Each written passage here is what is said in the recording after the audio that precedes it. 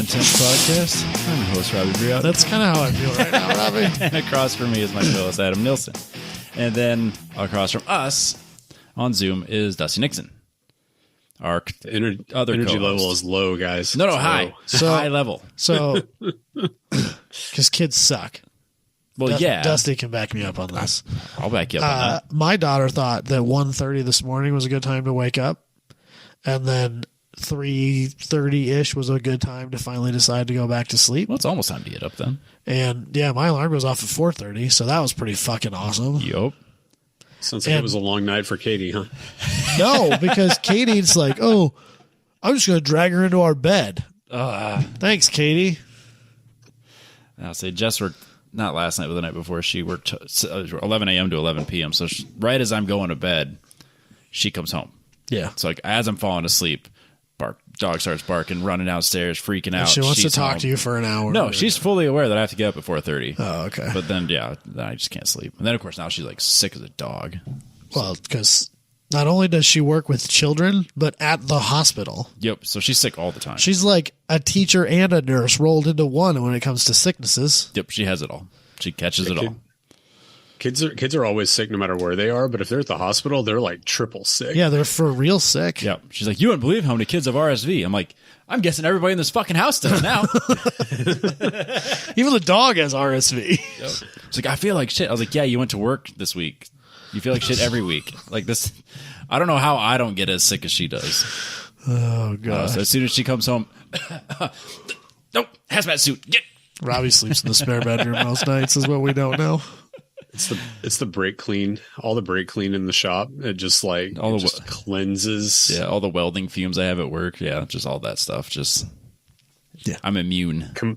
Combine the brake clean and the welding for just like ultimate supreme immunity to everything. Yeah. All the body shop stuff I did back in the day. Yep, all that just right here in my nostril keeps all the bad stuff out. I assume I've ingested a pretty healthy dosage of asbestos throughout the years of doing attic work in really old buildings. So I'm good to go.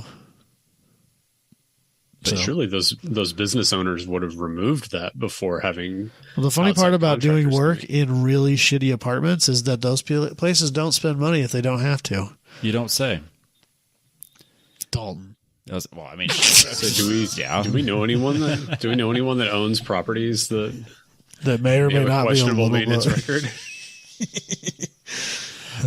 We are from Des Moines, where the downtown area took 40 years to develop because part of it was part of a government shutdown area, the old Titan Tire area. Oh, that's right. It was so nuclear reactive and like contaminated that the government basically said everything south of MLK Drive, we're just going to block that off for 40 years. We're just going to pretend it doesn't exist. And they did. They just let it sit for 40 years. Like, look it up. It's fucking crazy. Yeah. I think it was like $100 million fine in like 1972. They're finally starting to open it up now and build and develop on it. And that's where we have 40 years of homeless people living back there. Yep. Yeah. It's Titan Tire, Des Moines. The lawsuit and the government EPA violations are unbelievable. Just draining right into the Des Moines River. Yeah, if you want to look that up, it's a good read. I couldn't believe it. The city's waterworks is just downstream, just a little way. Literally a golf ball hit away. Downstream.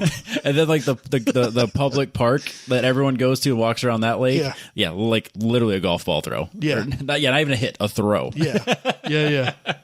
My 2-year-old could hit that with a rock. Yep, it's wild. I always wondered, like when I moved here, like why that hadn't been developed. Like it's really weird. Like all the big buildings, because they're not skyscrapers, but like big buildings here in Des Moines. I mean, the one is.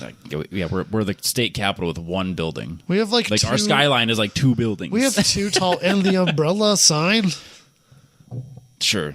That's what everybody's so proud of. The traveler's sign. Yeah, the traveler's insurance. But like I moved down here and like I'd be like, well, I'll just take the back way into downtown. And like to the right of MLK, it's like nothing. It's abandoned buildings and shit. I'm like, I always thought that was weird. Oh, come to find out, it's like the most toxic thing in the country. It's pretty high up there, yeah. It's our Chernobyl. It's fine. So, the town like just north of where I grew up, there was a manufacturing plant like right before you get to the Oklahoma border, like my entire life, it's just this big abandoned thing. And it's like, I always ask my dad, like, what was that? And like, oh, they made like pipes and stuff. So I finally look it up one day. They made pipes for mobile homes out of asbestos. Like the entire pipe was made out of asbestos. So this place is like, I think they finally got the funding together for this, like the city put it together to tear it down and like actually have it disposed of the right way. But it was like an EPA, like Superfund site, because you literally couldn't touch anything there. Like the amount of stuff it was going to take to mitigate all of that is just mind boggling. Yeah. Yep. If you go and look it up, like all of the like shell companies and companies under companies and within companies that had been formed over the years before all the lawsuits finally caught up and they got shut down, it's crazy. To tie this back to the podcast. Oh, yes. When we went to the Formula SAE shop and the Baja shop, like a lifetime ago with Mr. Beck, R.I.P. in peace. The shop that those kids built the Formula car in was the room that used to hold the container that held the fuel rods that they used to build the nuclear bomb that we dropped on Hiroshima. And there was a crane there was like one of those I-beam cranes on rollers in the corner of the room that had a lead blanket over it with a radioactive sign on it, and they had a picture on the wall of that room with that crane pulling fuel rods out of this canister that was set up in the middle of the room, which is where they had the Formula car sitting. Like where we were standing. Yeah. And they said that they would paint that room every couple of years. There was one room in there that they painted. And it would, like, they'd paint it white, like with kills, like stuff that gets mold to go away. And every couple of years, like yellow. Yeah, every couple of years green. it would turn green because the radiation would come back through. And there was a room in there that they were only allowed to work for so long in that room over a certain period of time, or else you'd get sick. Yep, and that stuff hadn't been in that for 50 years. Probably more than that. That was the 40s. 60 years. Yeah, fucking crazy. That building's been demolished now. Yeah, it's since been replaced. It was such a weird, because I guess people don't realize that like Project Manhattan was, a lot of it was conducted in Ames. Highly involved with Ames. Iowa State University. Yeah. Yeah, there was stuff.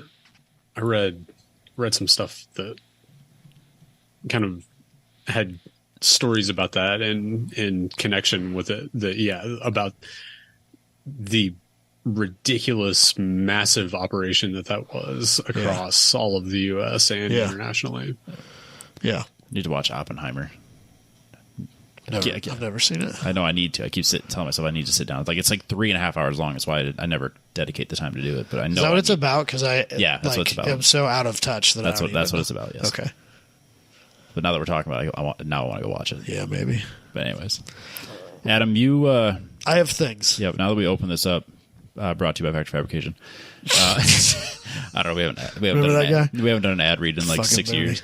I have a Booney story. I have a Booney story. Mine's way funnier. Oh, mine's not that funny. I just went to his concert. It was awesome. So I was driving down 2nd Avenue one day.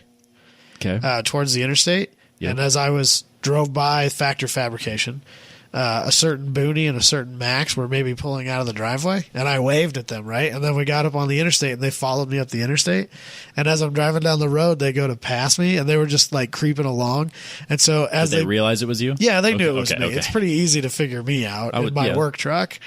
And so as they're creeping up next to me, they get right so that I can see them in my window, and I take my middle finger and I start below the window line, and I just kind of do one of these things, where I slowly bring it up so that they can see it. And Max is like, "What the fuck, man?"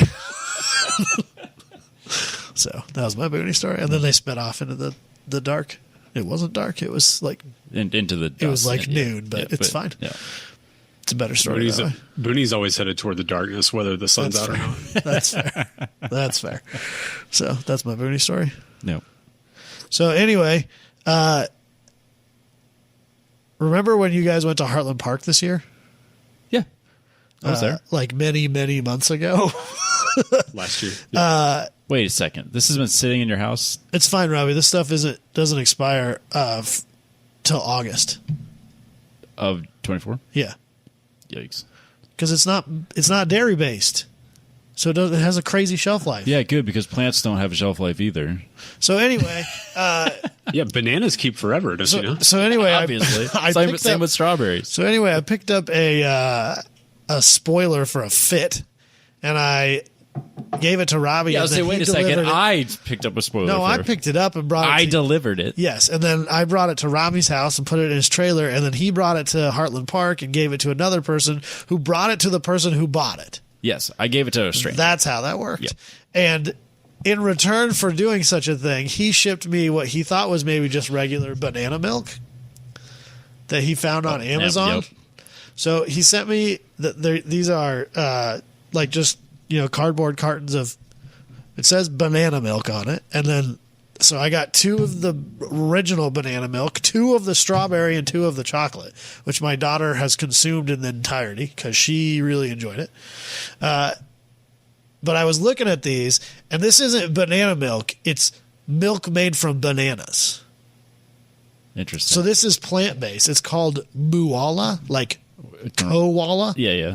Except, so they literally have a black and white spotted koala as their thing. Oh, I get it, because he's like a cow. Yeah. So it says he has spots like a cow, but lives in a tree. In fact, he is almost exactly like a regular koala, except he picks nuts, seeds, and fruit from his favorite trees and then blends them into delicious, organic, plant-based beverages in the secret Mooala factory.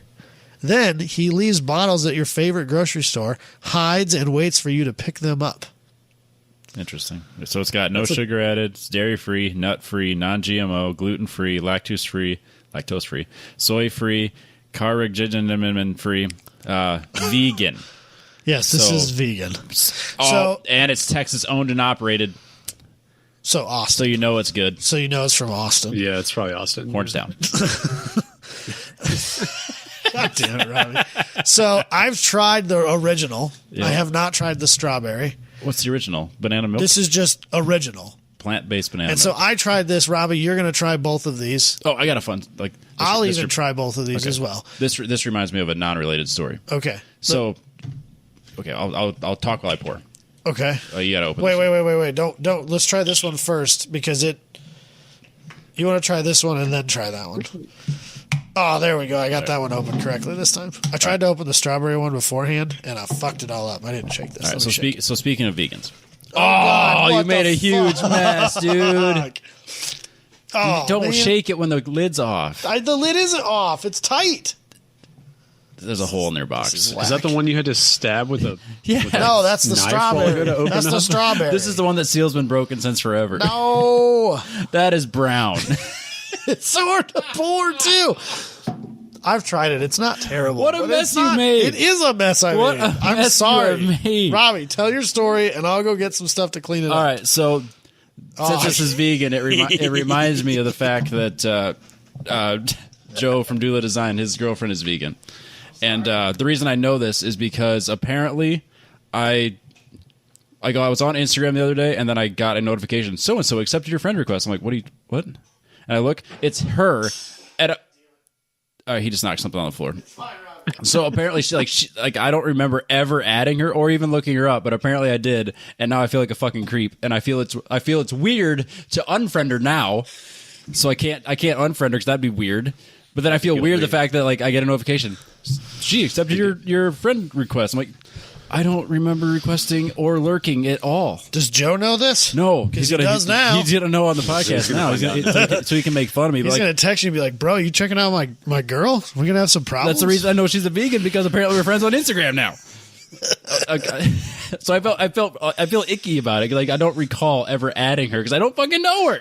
It's gonna be like, it's fine. It's gonna be like, all right. My car's all. It says that there's a happy. Oh, sorry. You were talking. I didn't have my headphones in, so now I can hear you. Robbie's going to be like, my car's all tuned and happy. Wait a minute. What's going on? Oh, no. It's got the cackle tune on that would be the best. It's got the whole text just going to say, stay away from my lady. Every time you start he's going to program the dash. Every time you start it. So it's got a dash of cinnamon. Actually, like, I feel like if you eat really boring cereal, this would probably go great with it. I do eat really boring cereal. So maybe you'll like this and you can keep it. Actually, fun fact. So I have protein powder that I take after my workouts. Yeah. And normally I just do chocolate or vanilla just because that's what I am. I'm vanilla. Yeah. And so I can't judge. When I ordered it, it showed up and it was banana milkshake, and I refused to buy it because I knew it would like in my mind. I'm like, this is going to taste like it's going to taste like a banana milkshake. It's going to be terrible, like a real banana milkshake. I was pleasantly surprised. It tastes like artificial banana, and it is my favorite. It is fucking amazing. Dang so from now on, I will only be buying the GNC Waybolic banana milkshakes because they are that good. So this is banana milk, not banana milk. Why is this banana milk? It smells like bananas. No, it does not. It smells like cinnamon. Well, that's because there's a dash of cinnamon in it. That's like all you taste, really. It tastes like cereal water. Or cereal. It tastes like cereal milk. Yeah. Like the milk after you have Cinnamon Toast Crunch. Yeah, but like except not good. There's no sugar. Much. It's like you only had like 3 pieces of cinnamon. It's like if that milk whispered to you from across the room. It's the LaCroix of milk. Yeah, it's the LaCroix of horchata or what's that called? Yeah. Yeah. Man, I feel like I'm with my ex again. So you wanna know a fun fact about the Mooala Company? Is it not in Austin? They are from Dallas, Texas. Oh, nice. Man. Yep, that's what I was afraid of. What are you doing? This is the one that broke. The seal wouldn't come off. Seal so you poked a hole in it. Now under the. Oh, careful! You're like popping out the back. Nope. I'm gonna have to go. I'm gonna have to do more surgery. I need something sharper. You're gonna need a whole saw. I don't love that. I don't. Like I said, it's not bad. I but drink it's protein. Not good. I drink protein powder drinks every day. I don't like this. It's not bad. It's just not good. It's not good. There we go. Maybe there's. I want there to be like a hint of sweetness, and there isn't. I feel like with it being banana, it would have a weird like after texture. It does. Flavor kind of thing. Yeah. You know when you eat a banana and your mouth feels funny afterwards? Yeah. It's that. It has that. Yeah, I could not a lot, but it's there. So, longtime listeners of the show will remember that I have said that I'm at least mildly allergic to bananas. I think everybody is technically. It's kind of like pineapple. Like pineapple. That's because it's trying to eat you. Yeah, it eats you while you eat it. I think bananas. Bananas are similar. Plus, they have alcohol in it. Oh, that smells really weird, Robbie. Oh yeah, because it's real strawberries. Not yeah, it's real strawberries. I do like real strawberries. This might be good though. It's equally brown. Like there's a slight tinge of pink to it. No, there's not. It's brown. It's a slight. Have you ever had a banana milkshake that's like real bananas? Jess makes them all the time. That's what this looks like. Except it's melted. Except that the ones with the real strawberries in them. But I mean, this one does. But the ones that are made with strawberries, no, just red straight chunks banana. In it. Yeah, I'm saying that's better. Now this one tastes like the frosted mini wheats. See, this would be with the strawberry flavor. Yeah, if you ate like frosted mini wheats every morning, that would be great. Yep. Have you ever had the strawberry frosted mini wheats? I have not. Do it. You know how I feel about cereal, Robbie. You love it because it's cereal. Everyone loves cereal. Really, if I'm going to eat breakfast, it's going to be hot and probably bacon based. I mean, I get it. That's great. I don't like it. You know what would make this better? Like a cup of sugar. Well, but then, I mean, it would still be I could cross out the no sugar added part and just put then it wouldn't be so healthy. Yeah. It would still be vegan. So, yeah. My daughter drank all the chocolate stuff. She really enjoyed it. It's good. I think I'm sure it's quite healthy. I probably won't be buying that, no. Okay, well, I'm leaving them here, so you can either throw them away. No, I won't throw them. I will finish them because they're good, like healthy wise. I think that they would probably go fine with cereal. I'll mix the banana one into my banana milkshakes. There you go. And then Jess can use this one in her actual strawberry. Just be careful because this one is you made a huge mess. A bit of a mess. I bet cap does not seal. Hopefully this doesn't stink like if you leave milk out. It came to me. You spilled it everywhere. I did not. I cleaned it up. It's all over the wall, the floor. It is not. Jess is going to come down in the basement like, why does it stink down here? I'm like, because Adam spilled bananas everywhere. Come on, bro. It's not that bad. I got a couple dots on the... It's all over the table. This is a nice table. I stole this Robbie, table. I cleaned it up. It's right there and there. Oh, son of a bitch. It got so far away. That was probably from the glass, though. This was a nice table that I stole. So I found an article with the founder of Mooala Brands. Is he a real piece of shit? So let me read you the first 3 sentences of this interview. God, I can't wait. This ought to be good. From Texas, you said? I grew up in Texas and graduated from Baylor. Of course he did. Standard things. After school, I went into investment banking for 10 years. We're teetering. During that time, I got really into CrossFit.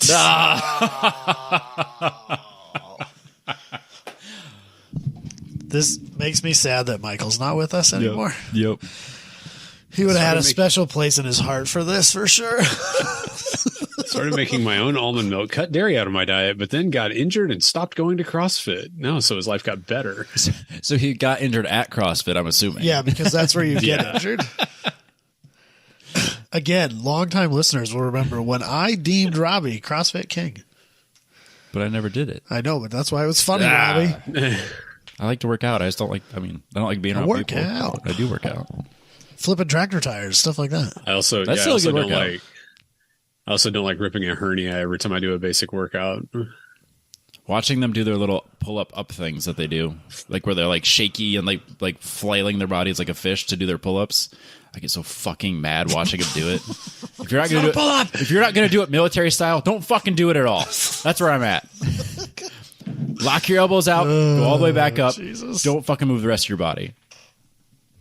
Nope, you gotta I'm that guy. I'm that guy at the gym. Like, if you're doing pull-ups like you do at CrossFit, I am judging you from across the gym going, you're a fucking idiot. You better not go to Planet Fitness. Yeah, I go to Planet Fitness. It's a no judgment zone, Robbie.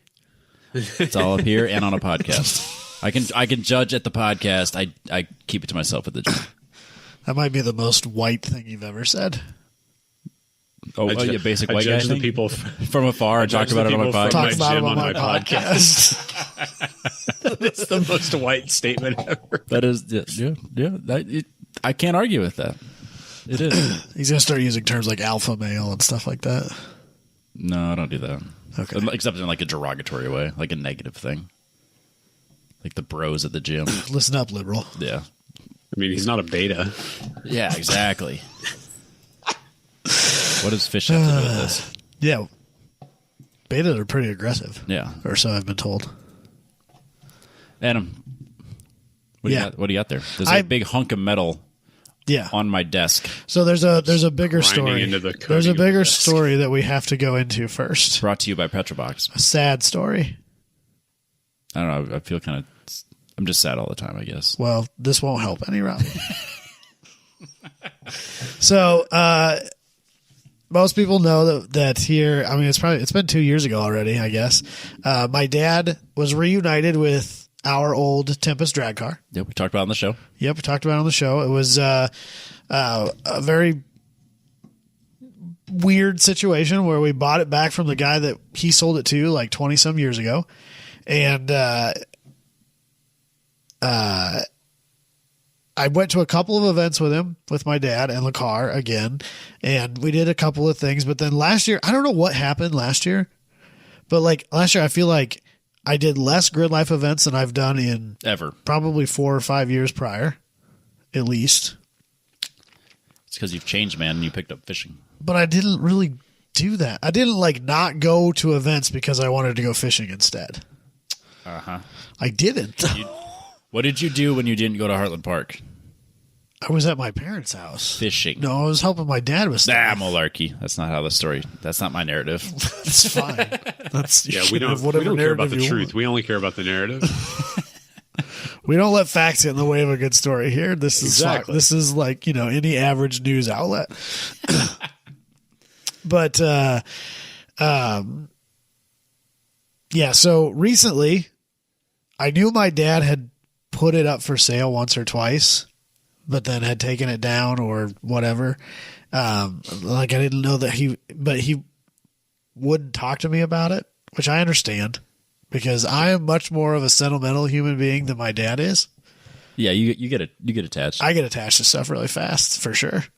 And my dad does not have that feeling in any way about just about anything. And so I knew he was trying to sell it. And the reasons he was trying to sell it was that my dad is not a young spring chicken by any stretch. And getting in and out of that car is hard. Even for me, it was difficult. But for my dad, it was even worse. Yeah, I can see it. I don't have any pictures. But climbing over the cage and stuff like that is difficult. Yep. Especially since it had that full containment hoop. Yep. And all that stuff. So it was hard to get in and out of the seat. And the seat was behind the B-pillar. Oh, yeah. So it was really hard to slide in and out of the car. And I get that, and it's fine or whatever. And then the other thing is that it is kind of a difficult car to just take to the drag strip and do passes and go home by yourself. Yeah, it's an awfully high-strung built car. Well, you need because he has... There's a lot of safety equipment that you have to wear. And so it's nice to have someone help you with that stuff and help you stage the car and do stuff like that. And as much as I would love to do it more, I'm still 3 hours away from him. And it's hard for me to just run down there on a Saturday and put your fishing poles down and drive. I get it, man. It's fucking difficult. And so that was hard. And then the other thing is that it was really fast, and frankly, faster than my dad really wants to go anymore. Because I think at some point in a drag car, and I don't know this for sure, maybe Dusty can add some input to this, but I feel at some point it gets to the point where it's diminishing returns.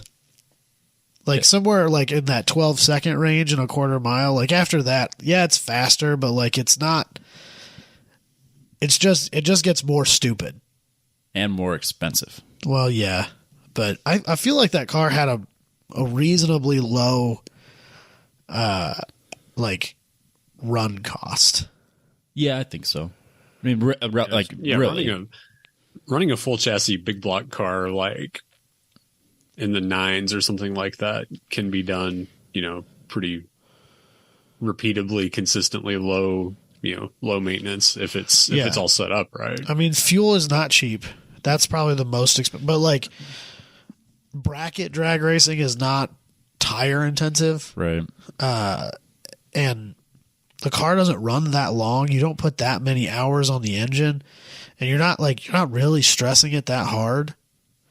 And we bracket raced with guys that ran their cars for years without doing anything except changing the oil every couple seasons. Well, I think my dad did the oil change set of tires on it every couple seasons. Yeah, and when you can still see through the oil as it comes out. Yeah.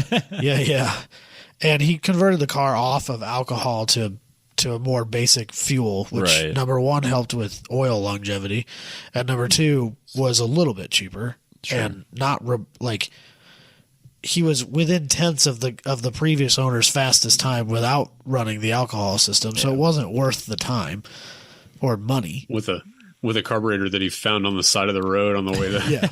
Almost he just tossed it on there and it just worked fine. Yeah, car runs. I don't know. I don't even know what jets are in it. You gotta be fucking kidding me.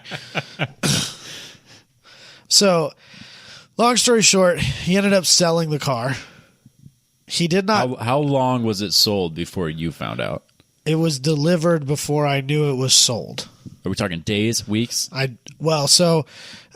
Here, 2 weeks ago now or whatever it's been, they had the Barrett-Jackson auction in Phoenix. Yes. And my parents went down there with some friends, and they were doing some math on it. And before they knew what was happening with the car, they had done some math on it. And by the time they bought the plane tickets, flew down there and then rented a car for a week. It didn't really make any sense to drive there or to fly there. And my dad hates flying, so they just drove. And then it ended up that he sold the car. So he sold it to somebody in Kansas. So they took it there, delivered it, left the trailer at that guy's house, drove the truck the rest of the way, and then on the way home they picked up the trailer. So the car's been gone for a couple of weeks. Okay. But I knew about it when they were in Arizona, but after the car had been delivered. So I found out that it was sold probably within 24 hours of it being delivered. Okay. I thought it was longer. I thought he kept it from you a lot longer than that. No.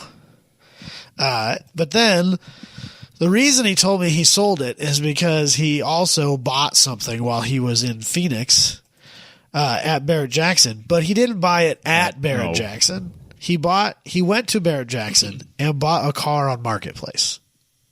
Yeah, that sounds about right. As one does. That's what we would do. So, but like, you don't have to pay premiums that way. Yeah, but if he's buying, I just think the trailer's in Kansas. Yes, the car's in Arizona. Not anymore. How did he get it? He paid somebody. Oh, okay. I was like, man, he should have just brought the trailer to Arizona. Well, it turns out that he should have just drove the trailer the rest of the way. So he bought. So my dad he's always wanted to build a gasser. Uh-huh. And he basically what he says he wants right now, this week, is like a roughly 12-second gasser style car, and he wants like a 50s Pontiac. That's what he's been looking for quite a while now. That's what he was looking for before he bought the Tempest. After he sold the Altered, that was what he had been looking for, and the Tempest just kind of popped up. Sure. And he bought it as an opportunity, more as an opportunity and less as like this is what I want. But what he really wanted was to build like a, I don't know, 54 to 56 Pontiac or whatever it is, into a gasser. Now I want to preface this with saying I hate this car. Okay. Wait, so what did he buy? I don't know. It's a 54 to 56 Pontiac. I don't have any idea. 55, 6 or 7. Okay, 55, 6 or 7 Pontiac. I don't know. It's a Pontiac, and it's big, and it's ugly, and I can't stand it. And this is not anything that I have been shy about to my dad, so we're not like dropping the bomb here. He knows that he is tickled pink about it. And I could not be happier for him. Sure. That he's excited about what he has. I can't stand it. So is this plane? I absolutely hate it. So is it in like great shape? So this thing is like all original appearing. Yep. As stock can stock. The original, I think, inline 6-cylinder, or maybe it's a very, very early V8. I'm not sure, but I think Pontiac ran this inline 6, or maybe an inline 8 even. I don't know. It's the original motor. It's an original interior car. There's like literally nothing that's on this car that is updated, modernized, anything. And when he told me he bought it, he prefaced it with the detail, or with the modifier of, at the price I paid for it, even after I ship it home, there's still room to be made for money to be made if I decide to sell it. So he's already made up his mind. So to me, it's already gone. To me, that car, like, I don't even need to see this car because it's going to be, it won't even exist. In 2 months, it'll be gone, is what I think. But I don't know. We'll see. Anyway, so he bought this thing. I can't stand it. I hate it so much. I can't describe to you how disappointed I am. Like, because you love the Tempest, and you couldn't be more different in cars. When you sent the picture, I was not expecting that. Yeah, at all. I know. You're telling me. Yeah. So anyway, what he claims he's going to do with this thing is he's going to put a big block V8 Pontiac in it, some 400, 455 type thing. I don't know exactly what he's going to do with a power plant. Probably put a 9-inch underneath it, buy a straight axle kit from Speedway, put a 4-speed in it, turn it into a gasser. That's what he claims he's going to do with it. He told me, so this is a bench seat car, because that was a thing that they did back then, right? He has no intention of changing that. So he's not caging it. He's not doing anything to the inside. he said if it ends up being fast enough, he could put a roll bar in it. Sure. But he has no intention of taking that bench seat out. It's like he wants a Sunday Cruiser and a gasser drag car at the same time. I don't know why you'd leave the bench seat in. I can't get my head around this. Nope. It feels awful to me. It's so unsafe to me. That's all I can think of. He's like, well, you can put seatbelts in it. Like, I mean, yeah. Does it even have a shoulder? lap belt? Does it have a No, shoulder belt? shoulder belts didn't become a thing till the 70s, Robbie. Amazing. Yeah, whenever I was little, my granddad restored a 50 model Ford, and it had no seatbelts in it. And I was old enough to know that you wore seatbelts in the car at all times. So his like restored, all original, immaculate, top to bottom, front to back car ended up getting some 70s GM lap belts bolted into it just to shut me up. I'm not sure if this even has lap belts. It probably doesn't. It might, but if it does, they were probably an optional extra. They were probably not a federal requirement. Right. And the shoulder part, the 70 Trans Am that he sold here a few months ago, because he also sold that. I don't know that I ever mentioned that on the show, but he did sell that, which is fine. I'm not in any way, shape, or form upset, annoyed, saddened by that. I get he had two Firebirds that were both like basically filled the same niche, and there was no reason to keep both of them. Sure. And so I don't hold any ill. I said he should turn it into a gasser. He wasn't into that. I think a second gen could have gone a second gen Firebird gasser would be dope. You'd make so many enemies.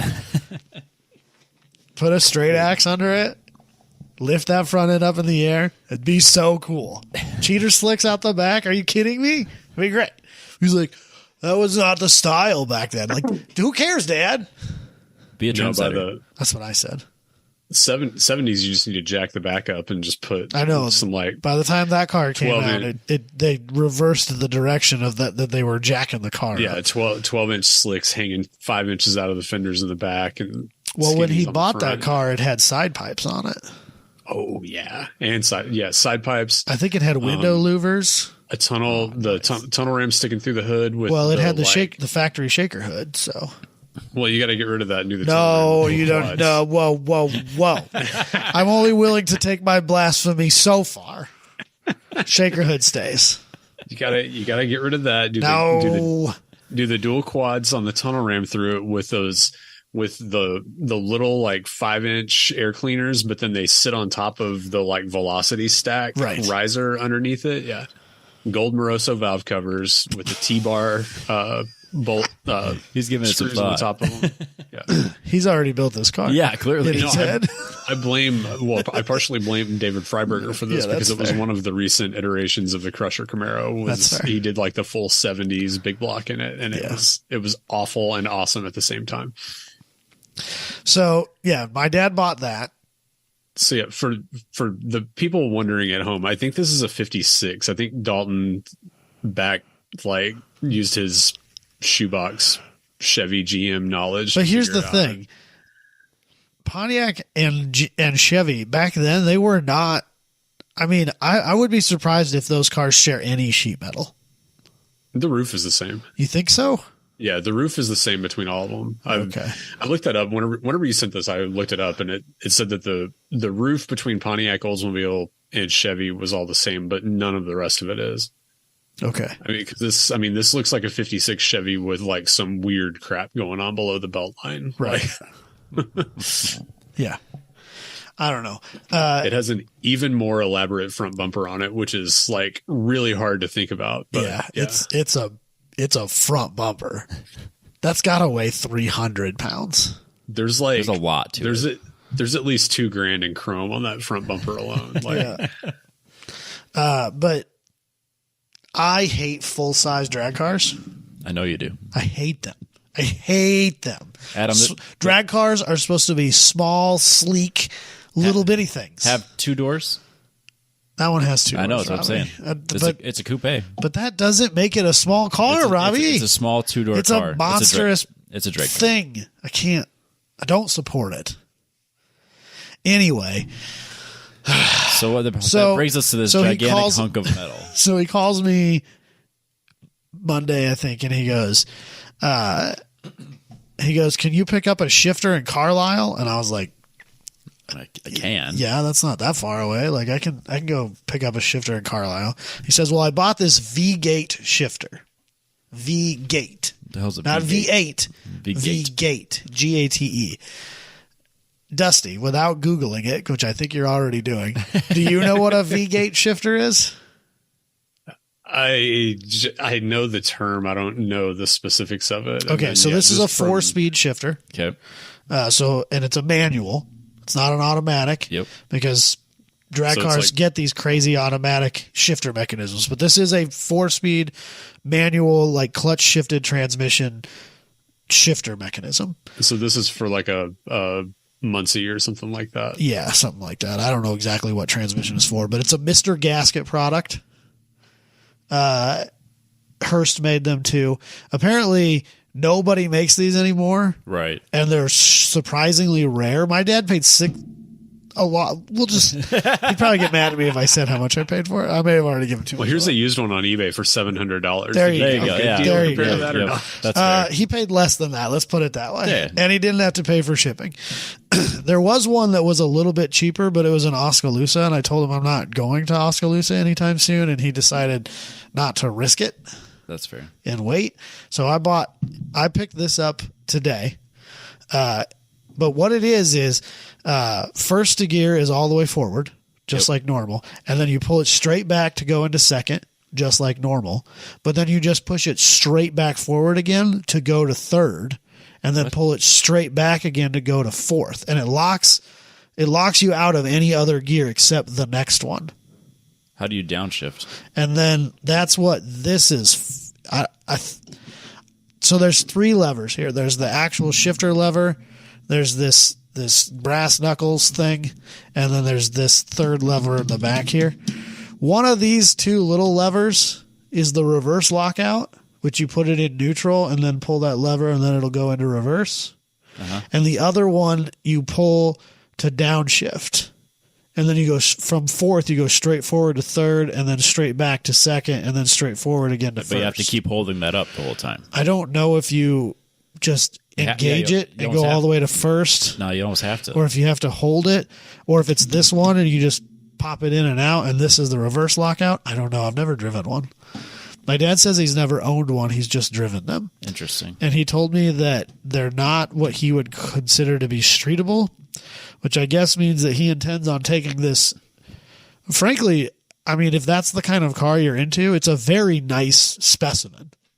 Yeah, it looks in great shape. It's a very clean car. He says it's in really good condition. It spent most of its life in Phoenix, Arizona. But he's going to turn this thing into a drag car that he's probably not going to want to drive on the street because it's annoying. Yep, he's already ruined it. So the one with the knob on it that's further forward is the reverse lever. Wait, this is the front. I think. Okay, back. The brass knuckle. The one that has the one that has the black knob on it is the reverse lever. So this is the reverse lever. I found a PDF that is a copy of a fax of a copy. Possibly a handwritten document from 1972. Right. Yeah. So, but I guess nobody makes these anymore, and they're fairly hard to find, and so they're not cheap. Yeah, I believe that. But they're very like old school drag car. I'm into it. I like it. It's not as cool as a Lenco, but I think it's pretty neat. And gassers should have clutch pedals. Yeah, I would agree. So it is new enough that it has a big warning on it about like making sure that your wheels are blocked before working on the car. So it is new enough that it's stamped made in Taiwan too. So jeez. So it's not that old. Clearly not. But so yeah, I need to get your dad in touch with one of my dad's longtime customers and friends that is a huge 55 Chevy guy. Oh gosh.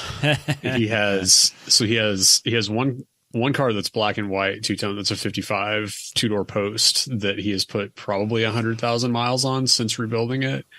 He's driven it on like 8 or 9 power tours and has been all over the country with it.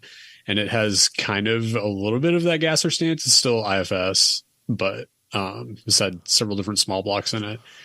And then he has a second car that's a hardtop that's like a orangey red and white that is the full like sky high stance in the front, M&H slicks. Hell yeah.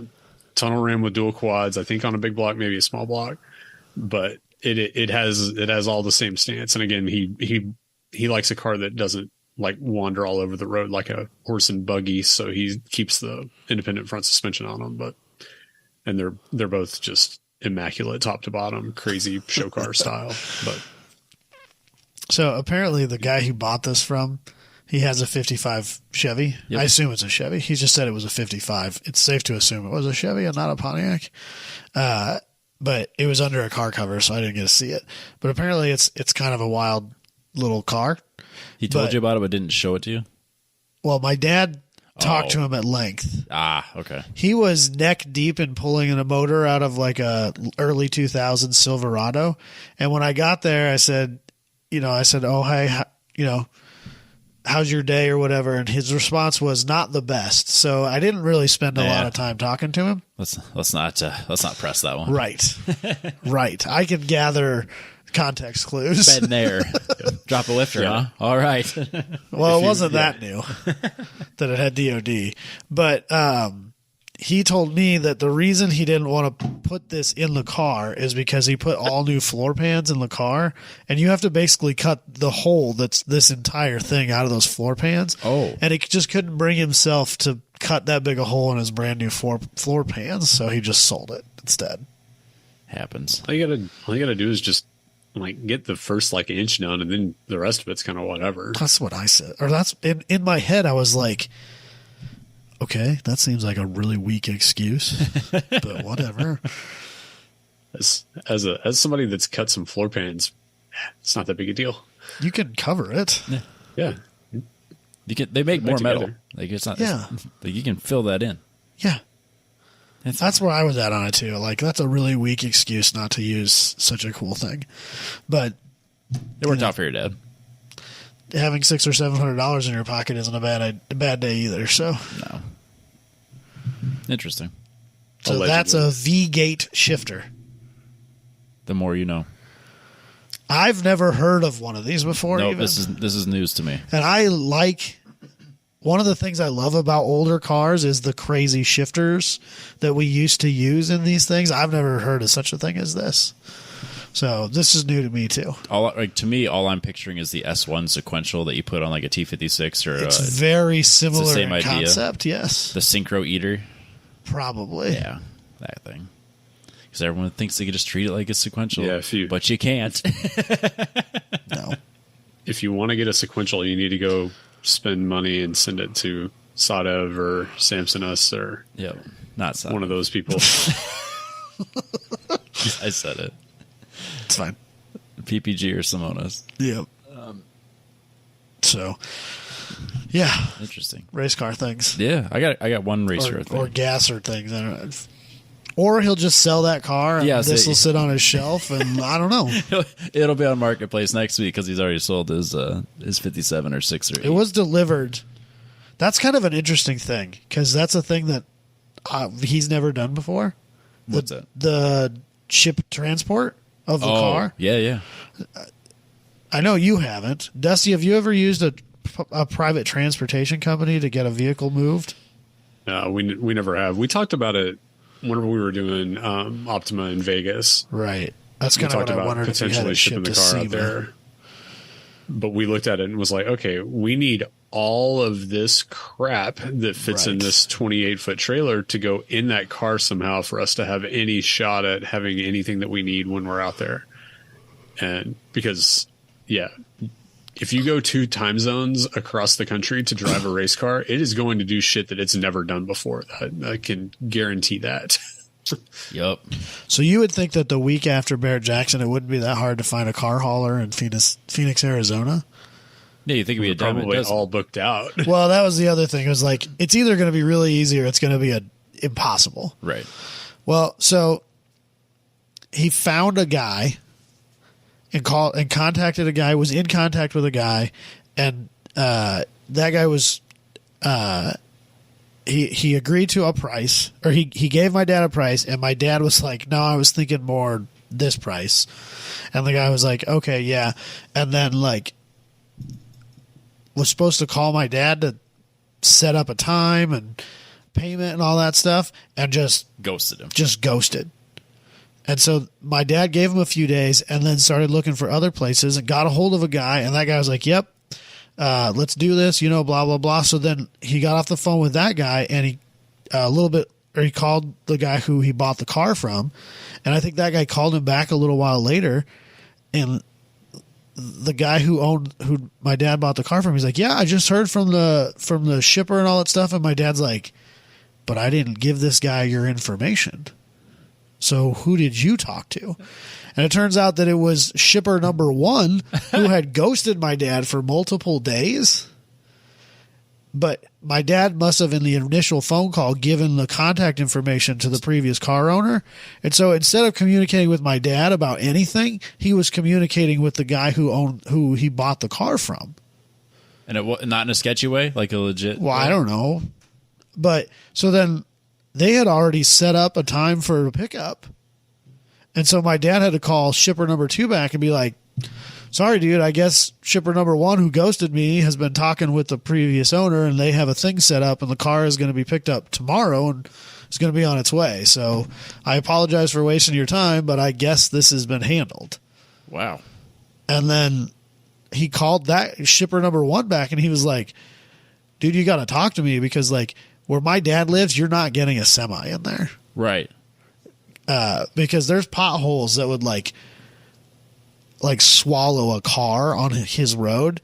And so like you can't drive a big rig down that road, because you have to be able to because the town he lives in the roads are a shit show. In Missouri, no way. Weird. Like we have level B roads that are remarkably better than the in-town roads in this town. Yep. It's insanity. But so my dad was able to get a hold of that guy, and he just went to Cameron and picked it up at the truck stop. Right. Put it on his car trailer and then drove it home from there. It was 10 miles or whatever. So the car is in his possession now. But yeah, apparently it was like, I think in the end of the time, he contacted at least 3 or 4 shipping places, got 2 of them to agree to it, but one of them just kind of low key ghosted him. Just went rogue and did it on his own. Yeah. And like, if my dad wouldn't have talked to the previous owner, or if the previous owner, I'm assuming that guy would have at least called my dad. I would hope so. But like, if my dad wouldn't have talked to that guy, and that guy wouldn't have called my dad, the car would have just showed up at the house one day. Uh-huh. And my dad didn't know how much he was paying. Like, he wasn't sure if they had agreed on a price, if there was taxes or anything included, any fees included in that price. Like, just shows up and it's like, oh yeah, by the way, it's double. Yeah. By the way, you owe me $3,000, or I'm taking this car with me. Sounds about right. Oh, and we're a cash only business, so figure it out. I mean, I don't know, if that's the case or not, and it wasn't $3,000, just for the record, but I'm guessing the previous owner is like mailing him the paperwork for it, or was it like in the glove box? No, my dad went and saw the car, and I think that it was all signed, and he probably took the paperwork with him. Gotcha. Okay. Yeah, I keep forgetting that he originally was there. Yeah, he's seen the car before. He didn't buy it sight unseen. Watched a few too many YouTube series with guys just buying cars sight unseen and then showing up to get them. No, he went and saw the car while they were in Arizona. No, agreed on a price, paid for the car, and then shipped it home. No, I've agreed to buy a car sight unseen and then show up and then drive it home. I've done that. Yeah, but not. And you could back out if something didn't come up right. For sure. But if you're driving 4, 5, 6 hours to get something, you're probably not leaving without it. My dad and I totally have. I know. But I remember. I mean, I can't think of any specific time, but I know we have done that. Yeah, and I guess for me, it's always been a project, so I knew what I was getting into. Yeah. So, yep, this is a real piece of shit. Here's your money. Yep. So now my dad owns a 55 or 6 or 7 or 8, or I don't know, 63. I don't fucking know. Pontiac. Reasonably. A Google search compared to the picture that you sent tells me it's a 56. Dalton was probably yelling at us, telling us we're wrong, but that's fine. It's fun. It's fun. Well, if anybody's yelling at us, it's my dad. I'm going to get a phone call about this for sure. That's when you know you did a good podcast. Yeah, that's fair. When people call you. That's fair. Hey, as long as they're talking about us. Which is kind of why I always wonder if Jabay is listening, because I never get any phone calls, and I usually say something hoping that he would. Well, apparently he just listens to us once a month. And then he gets mad at like the 4 comments I make and then doesn't tell me. So he tells Scott Robertson about it instead. I talk to Scott regularly. Well, I mean, we send memes to each other, I guess. That's good. That's good communication in this day and age. He's one of my best friends now. That's more than I communicate with a lot of people that I consider friends. If we send memes on a regular basis, we're basically best friends. Yeah, I don't disagree with that. Oh man, so that car probably has a 316 cubic inch, 5.2 liter V8. Noise. So that's like a Gen 1 small block then. The one is some kind of weird Pontiac. Right, but that's what it is, though. Yeah. That car probably does not have an oil filter. Whoa. They called that line of engines the Strato Streak. How cool is that? Yeah, you should definitely not replace that. Keep that in there. It would have been cooler if it was an inline 8. We had a 54 was an inline 8. We had a 54 Pontiac Star Chief when I was younger, and as much as I hate what he's doing right now, I really did like that car. That car was pretty dope. If I remember right, it was a 3 on the tree. It was an inline 8-cylinder. It had an oil bath air intake. Oh. And one of those weird deals. Yep. Yeah. That motor went on for 2.5 miles. I mean, it was just so absurd how long it is. Every once in a while, my dad would get a head off of one of those and do a valve job on, and it took up like the entire bench, the seat and guide machine. It took up like the entire thing on it. Yeah, it's got to have like a 5-inch bore spacing, and it's an inline 8-cylinder. I mean, it's just dumb. And you had to use a crane to put it up on there because it's cast iron and it weighs 1,000,000 pounds. Yeah. So, fun fact you can use to wow your friends at Cars and Coffees: if you ever see a 54 Pontiac, so on the front of the 54 Star Chief, it had an Indian head on it, which is very faux pas now. Yeah, it's not really a thing anymore. Yeah, a Native American head. My bad. They were not from India, Adam. It was chrome. If it's chrome, the whole thing is chrome, then that's an inline 6-cylinder. And if it had an amber face that lit up, that's an inline 8. Oh. Yeah. Ooh. Yeah. I'll keep an eye on that for my next Cars and Coffee. Yeah. You can look like you really know your shit. Which, of course, we won't. This is an educational podcast. So, fun fact, the 2-barrel version of that engine had a 7.9 to 1 compression ratio and made 192 horsepower. This isn't even... It's probably not even Sunday Cup legal. Because it probably weighs too much. It's probably not even 25 to 1. So if you got all the way up to the top option, that was the dual 4-barrel on the manual transmission. That was 10 to 1 compression, made 285 horsepower at a blistering 5,100 RPM. Good God. And true to Pontiac form, 330 foot-pounds of torque. Hell yeah, bro. But it needs it because it weighs like 3,500 or 4,000 pounds probably. Those cars are actually fairly light. That's why I said 35 and not 5. Yeah, because you can turn one of those into a drag car and it won't weigh anything. Well, we're about to find out, yeah. Yep. No, because he's going to leave all the stuff on it. Oh, yeah.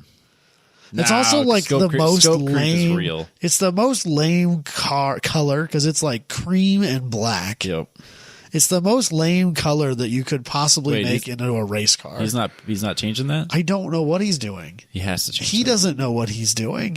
Well, he's not leaving it. You can wrap the... You can't wrap an old car. He won't wrap it. He won't wrap it. Nope, it's got to be painted. It will either get painted or it will stay the way it is. Those are the only two options. It needs to be painted. It needs to be saved. But I feel like he's not going to put the money into painting it. Doesn't he know a guy that owes him something? No, I feel like he doesn't owe him anything. Sure. I feel like he knows a body guy that owes him. He knows a stuff. body guy, but if that body guy, that guy's 3 years out. I bet he knows a different body guy. So it's got a rear view mirror on the passenger side fender. I noticed that while we were sitting here as well. It only has one mirror. 8 inches in front of the windshield. Yep. And then it doesn't appear to have one on the driver's side at all. Nope. I noticed that as well. I don't know if it's an automatic or a 3 on the tree or a floor shift. I don't know anything about that yet either. I'm going there this weekend. So I'll see it this weekend. Maybe I'll even drive it. I don't know. Maybe I'll fall in love with it. Uh-huh. Crazier things have happened, Robbie. That is true. I also want to know what's going on behind this thing. It looks like there's part of a plane or a helicopter. And no, I think that's a boat. Like a speedboat. Like a wooden speedboat. That looks like an airplane to me. See, I thought it was a boat like a speedboat windshield, like a 60s wooden speedboat. Nope. That's a fuselage. And then there's definitely a Unimog of some sort of military truck. Like MRAPs or something. Yeah, big military truck. For sure. Yeah, this picture it stimulates more questions. There's a lot. Yeah, there's a lot going on here. Yeah. Because that's clearly like on the right corner. There's clearly a trailer on top of another full size trailer. Oh yeah, that is a trailer, isn't there? Yeah, those are wheels. Yep. Go to the YouTube, I guess. Anyways, moving on. Yeah. Describing the details of an image are great for a podcast audience. It's worked out for us for so long, though. I'm sorry. Not sorry. Robbie, you've been up to things. I did some stuff. Your car starts. My car starts, and that was a whole deal. It was a whole deal. So apparently it was better. Who knew Robbie was such a trendsetter? All right. So yeah, obviously we talked about this a little bit right around New Year's that I wired in my Nexus R3, spent a lot of time going through the service manuals, going through the Haltech information database, making sure I had all my wires correct. I think I pointed out last time that I learned that the cam sensors on the Nissan 350Zs or the VQs, or like just Nissan in general, the cam sensors go. I don't know if it's exact word. I'm just going to say, for the sake of the conversation, it goes power, signal, ground, left to right. The crank sensor goes ground, signal, power, left to right. Jesus. I learned that the hard way because I did that wrong. Yeah. They were the exact same, which means they didn't sync. Right. We figured that out right away. Well, I mean, at least that was an easy diagnosis, but why? Yep. So why would you do that to yourself? So I'm sitting there reading the service manual. I was like, okay, I'm reading the connector, looking at it on this diagram, and it's fucking the same. Okay. All right, now which one's right? Okay. So I got that squared away. Yeah, then as you're looking at it, you got to tell yourself, am I looking into the connector or am I looking at the wires in the back of it? So we've run into that a few times on Holly the worst. Too. Because Nissan does change it up on the same fucking diagram. Like if you have on a wiring schematic, you'll have this this connector is red facing it. The other connector is red. So you're looking at the wires, the back of the connector versus the front. Not for the same connector, for like different connectors in the schematic that I'm looking at. So when I basically have my own personal service manual that I made that has like all this, everything that's relevant to my car. Still, obviously, not anything that I've taken out. So like I have which is like 3 pages at this point. Well, all the wiring stuff, every sensor's in there, and then a handful of like torque specs and stuff like that. Okay. So I printed off that all of the wiring schematics that are relevant to the sensors that are still in my car, which if you have a VQ, you'll know is many. Because I have used every single input and output that the XSRS3 has to offer. Yep. Damn, Robbie. I am actively waiting for the update from Haltech that lets me use the inputs and outputs of my dash to add additional inputs and outputs to my Nexus. Good God, Robbie. Yeah, because it takes fucking 4 wires for the throttle body. It takes 4 wires for your pedal sensor for your accelerator. So there's like 8 inputs and outputs right there. Like you just go through them so fast. You're like, oh fuck. And then you got VVT. Like it's a whole thing, man. You're still using that sort of stuff? Yep. Okay. So yeah, I got it all wired in, and then the first page of before I get to my wiring in my little factory service manual I made for myself is the how to read your service manual page. So when I'm looking at going, am I looking at the connector side or the? All right, page 1. I can look at this. So like when I'm at the track going, what fucking side is this? I have it already because I know there's going to come a time where I'm looking at, that's not right. So I got it all wired in. Joe was doing some remote tuning to try to get started. We went through Haltech's support site, which they don't have a VQ support site for the Nexus. I am either the first or second person ever to put a Nexus R3 on a VQ. That's so weird. Yep, nobody does it. That's always a fun place to be. Yeah, yep. Robbie's a trendsetter. Yep. So. So we basically set it up with all the information they had for the Elite, which is like 90% of it, at least, is the same. The same. So we got it. We verified that my wiring was correct. It was syncing. Trying to start firing. We checked all the coil packs. Checked all the injectors. Everything was firing like it should. Wouldn't start. It just cranked and cranked and cranked. And we were getting like double checking everything. Joe's running some trying different things. Like we got a timing light. We verified that we are in fact firing on top dead center, and then we checked it again and verified did 180 and verified that if we did it at 180, it's still at top dead center. Like it's not completely fucked. And I know it's mechanically fine because I fixed it. You haven't changed anything on the engine, so like it didn't untime itself. Exactly. So we verified all that stuff, and then. Finally, we're like, there's one thing that's different between the Haltech Platinums, the Elites, and the Nexuses, and that's the degrees of rotation, which is where you basically set your firing from. The VQs on the Platinum, when you set your degrees of rotation, is 40.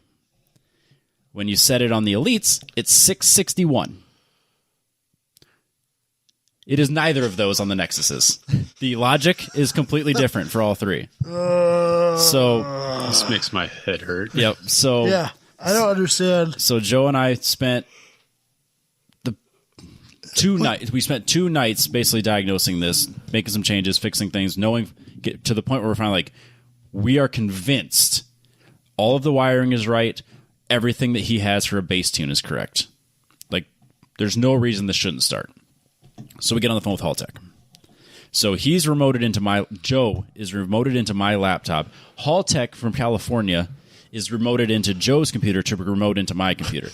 So I am watching multiple people try to control screens. So they're going through it, and then it's like, of course, like we're doing this at like 7:00 our time, which is like 5:00 California time. You're like, man, it's like the end of the day. If you wait a little bit, if you call back, the Haltech number will automatically direct you to the Australia number. Nice. So I was like, okay. Good day, mate. Yep. So, blimey, it's so good. Crikey, got a real cracker of a problem here. So basically, I wish I had a better accent. So Joe's like, all right, here's what. Just call him, tell him what we're doing, try to explain where we've been. So he calls first, and he works with this one guy for a while, and he remotes in. Doesn't get it right away, and then has me call back and basically wanted to pick up where we left off. And so I call back, and I get their receptionist or whatever, and I'm trying to explain to her, like, okay, I'm trying to get to tech support. Trying not to fall in love with her because she has an Australian accent. It's just not fair, Robbie. I pictured Margot Robbie. I mean, I assume that's who I was talking to. Who doesn't? They all look like that, right? Well, they're all 10s, right? Yeah, absolutely. So then, she connects me with one of their texts, and I explained to that guy where we've been and what we're doing. So he remotes in, and it was kind of funny because I explained it to him, and I tried not to get like way into the weeds, but I basically explained everything we did, the settings that we think are correct, the settings that we're questioning, and like I get done explaining this, and like I'm convinced, like okay, I give him a good place to start, and he's like, no, that was pretty vague, and I'm like, my first thought is like, fuck, clearly cultural differences, because it was just like I thought we were good here. Oh, well, I guess it's pretty vague. I guess I'll see what I can do, and like it's just like it was super blunt, and almost like it sounded sarcastic as fuck. Like he was being a dick about like he was being not like just being super sarcastic, but like nope, that's just how he was talking. Like he was being super helpful, not sarcastic. This is the culture that to say that they've been drinking, they say they got pissed. Yep. Like you gotta keep everything in that. And yep. So, but it was funny because before she connected me with, like, I explained what I need, and then she's like, okay, I'll connect you with so and so, and it goes over to his desk, and he had just picked up a call, and it basically kicked me back to her, and so she's like, no, I'll tech or whatever. I'm like, hi, me again, and then, so like we're having this back and forth, and then in America, when I get done with the phone call, I say, or like when they're about to transfer me or whatever, I say thank you, right, and then the response in America would be you're welcome, right. In Australia, it's no worries. Every single one of them did that. Thank you, no worries. Like it's like it was like there wasn't a single. It's like the my pleasure at Chick-fil-A. Yes, that's exactly what it was. There was not a single "you're welcome" in the whole conversation. Every single time that you would say "you're welcome," no worries, mate. No worries. I didn't get a lot of mate, but it was a lot of no worries. But anyways, so he. I love it so much. I'm so sad that I didn't get to be a part of that. Yep. So they connect me to this guy. He remotes into my computer. Basically puts his own base in, like basically deletes everything and puts his own in, starting from scratch. And like 10 seconds has it all done. Like just done. He's been there before. Yep. He knows what he's doing. And then we set, we told him like we had the degrees of rotation set to what the website says to do at 661.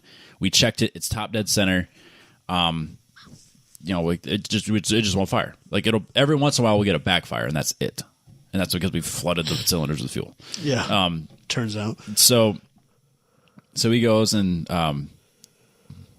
after we tried a couple things, tried to start it and wouldn't start, and then he goes and changes the 661 to 309, which is 360 degrees the other direction, right? It's not though, roughly. So he goes and changes it to 309. Fires on the first fucking pull. And Joe's watching this happen because he's like paying attention. Like I'm messaging him on Facebook while they're remoting in, like giving him a play-by-play. And then as soon like he's watching on the remote screen what they're doing, and he sees him change it to 309, and he sends me a picture of like his notes on his desk that said 309. We tested it with the light. We never actually tried to start it at 309. Oh, Jesus. So we confirmed that it's exactly where it's supposed to be. Never actually fired it. Yep. Changed it to 309, but you fired right up. But you were paying attention to the instructions. Yep. So. But weren't they like, oh, well, now we know. Yep. So, so basically it was trying to fire on the exhaust stroke instead of the compression stroke. So it was we were just 360, 360 out, I guess is how you would put it. But then Joe's like pressed on the next day. I was like, why are they all different? And like, oh, they just supposed to use different logic, and they couldn't explain to us like why. He's like, you should have like a website that has the R3s now. So like, hopefully now they'll have that updated because I mean the R3 is fairly new. I guess, but like it's a year old. I mean, it's not brand new, but it's for VQ specific. Every engine's different. I know. Yeah, because it's based on. Is that reading off of a cam sensor or a crank sensor? I'm not 100% sure what degrees of rotation mean. In that respect, I understand what it does. I can't explain the logic behind it, especially when all three of them are different. Well, I'm guessing that's degrees of crank rotation, and that's from the beginning of the combustion cycle all the way through. Like where do they get 661? Where do they get that number? I don't know, but that was like on the elites. That's what you put for the VQs. Like what? Where does that number come from? I don't know. Because that's not double of 360. No, that one was really weird to me. Like super. And weird. where'd 309 come from? And like, what's weird to me is that like clearly Joe knew that was the number, and Good Day Mate knew that was the number. Like, where'd that number come from? I don't know. 309 makes no sense. But it fired right up. 180 makes sense. Sure, 360 makes 360 sense. makes sense. I'll even allow 720. Yeah, or like 270 numbers, like this is numbers that land on 90-degree increments make like compute in my head, but where'd they get 309 and 661? Yep, this is where we need Joe on the show to like explain why I don't understand tuning, because I don't. I mean, that's why they make the money they make. Yeah. It's justified. For sure. They deserve it. That's for damn sure. I see that Joe bought you a Dino Jet. No, he got another Mustang. What? Yep. Joe. He got that. We need to have him on the show to talk about it, because he got like a whole Frankenstein of a Dino. I read his story about and then it. He finally has an actual it's pretty vague, but yeah. But what I gathered was that it didn't go well. Yeah. So we'll need to have him on the show, because he just needs to sell the story of his Frankenstein Dino to now he has a proper Dino. I mean, a proper Mustang Dino. It's as proper as it can be. I don't know. It's more consistent than the Dino that Grid Life uses. But to say, I liked using Alex's Mustang Dino because our little number was bigger than what it. Our little number was actually should have been bigger than what it was, but yeah, he uses a correction factor that it's dead on. Yeah, I don't care. I just know that like a lot of people, when things are done by a dyno number, when rules are decided by a dyno number, it's always on a dyno jet. Wonder if politics played a role in that. It did. I don't fucking know. I mean, name one thing that didn't. No, I'm saying. So you just have to follow the money. There it is. But yes. Okay, Alex Jones. But yeah, so another proud Texan. Yeah, he probably went to Baylor too. Yeah, all good Texans go to Baylor, I'm pretty sure. No, they're all Longhorns in their minds. But yeah, so yeah, got Haltech to Robbie. got it running. So now Joe can do his tuning. Are you looking up where Alex Jones went to school? Of course. But yeah, then we wrapped up the phone call, and I was so pumped. I'm like, finally, it's running. Like it's alive. It fired right up. Like it sounded smoother than it's ever sounded. Like just right out the gate. Like sounded so good. That's got to be like seriously gratifying vindication feeling. Oh yeah. That's got to be one of the highest of highs you've had with a car in a year, 2 years, maybe 3 years. No, the highest of high would have been finishing at High Plains in the NPO1, and then this was probably this next. The rain race at PPIR, where I got 11th place, and then this. Those are the 3 highlights I've had in racing in the last 3 years. Which is really sad. Yeah, that's because it's racing and it fucking sucks all the time. It's true. Stupid hobby. You know what? What always sucks? Good. Hobbies. Yeah, hobbies. They all hobbies suck. are stupid. Yeah. You know how many times I've gone fishing and not even got a fucking bite, Robbie? More than you'd like to admit. Way more than I want to admit. Yeah. So I finished up the call. Super pumped about it, and I'm saying thank you. Like finally, it's running. Thank you. And he's like, no worries. See ya. So I was like, all right, good day, mate. Just goes about his day. So yeah, but yeah, thank you to Joe and Haltech for all the support. Now we did find out that the Aeromotive fuel pressure regulator that I had basically bottoms out at 55 psi. Okay. I wanted 51, so I have a new radium fuel pressure regulator. So all of the things that I don't know that I've ever heard a bad thing about a radium product. Because you haven't. Right. Nope. So it was, remember last year I was convinced I had some fueling issues. Yeah. The gauge on my Aeromotive said I was exactly where I wanted it to be. The Honeywell pressure sensor that goes into my Nexus says that was a lie. You trust your Honeywell pressure sensor more than you sure do. Trust a. Well, basically, what we found out was like because we wanted to set it where we wanted it because it was reading a little bit high. It's like just under 60 psi, and we want it to be at 50 or 51. So Joe is running or basically doing the tuning stuff, and he's like telling me when to like loosen it. He's like, keep loosening, keep loosening, keep loosening. I'm like, bro, the bolt's coming out, man. It's falling out. Like I'm not touching the diaphragm anymore. Not doing anything. And I was like, oh yeah. So got a radium. Then of course I found out that the vacuum. Is that really like? I mean, that doesn't seem like a lot of pressure. I think it's pretty standard. I think 50 to 60 is No, I mean like the difference. No, but I mean OEM's being 51. over. Yeah, being over throws it pisses off the injectors, which leads to all kinds of other ugly things. I suppose. Which would probably explain some of my issues last year, being high. The only thing I've ever touched fuel pressure wise is my carburetors on my Webers. Yep. Or my Webers on my Omni. They get literally like 2.5 psi of fuel pressure or something stupid silly. Because like even for carburetors, I think those are super low. Yeah, we were in like 6 to 7, I think. Yeah, I think I run just like a regular like 2.5 to 3.5 somewhere in there. Yeah. How does the fuel even get up there? It just trickles out. You don't need a whole lot of it to run. It just wicks up there, yeah. Yeah. It's got a really small fuel line, so it's kind of like, what do they call that? Where it just kind of... I can't think of the right word. It's siphon. Yeah, basically siphoning. Yeah. Once you get it moving, it won't stop until you break the line. Yeah, so but now I found out that the vacuum line that I need is quarter inch, eighth inch, whatever. Oh yeah, quarter inch. Yeah, to go to my manifold, and the radium only goes to like eighth inch, and it's a different thread pitch than what the Aeromotive had. And I'm kicking myself because I could have just looked this up like a fucking week ago, and it shows up. And I put it all back together. I'm like, God damn it! So I got to order I got to order an $8 barb just to like finish this little tiny project. My barb's always too small to go in the hole, Robbie.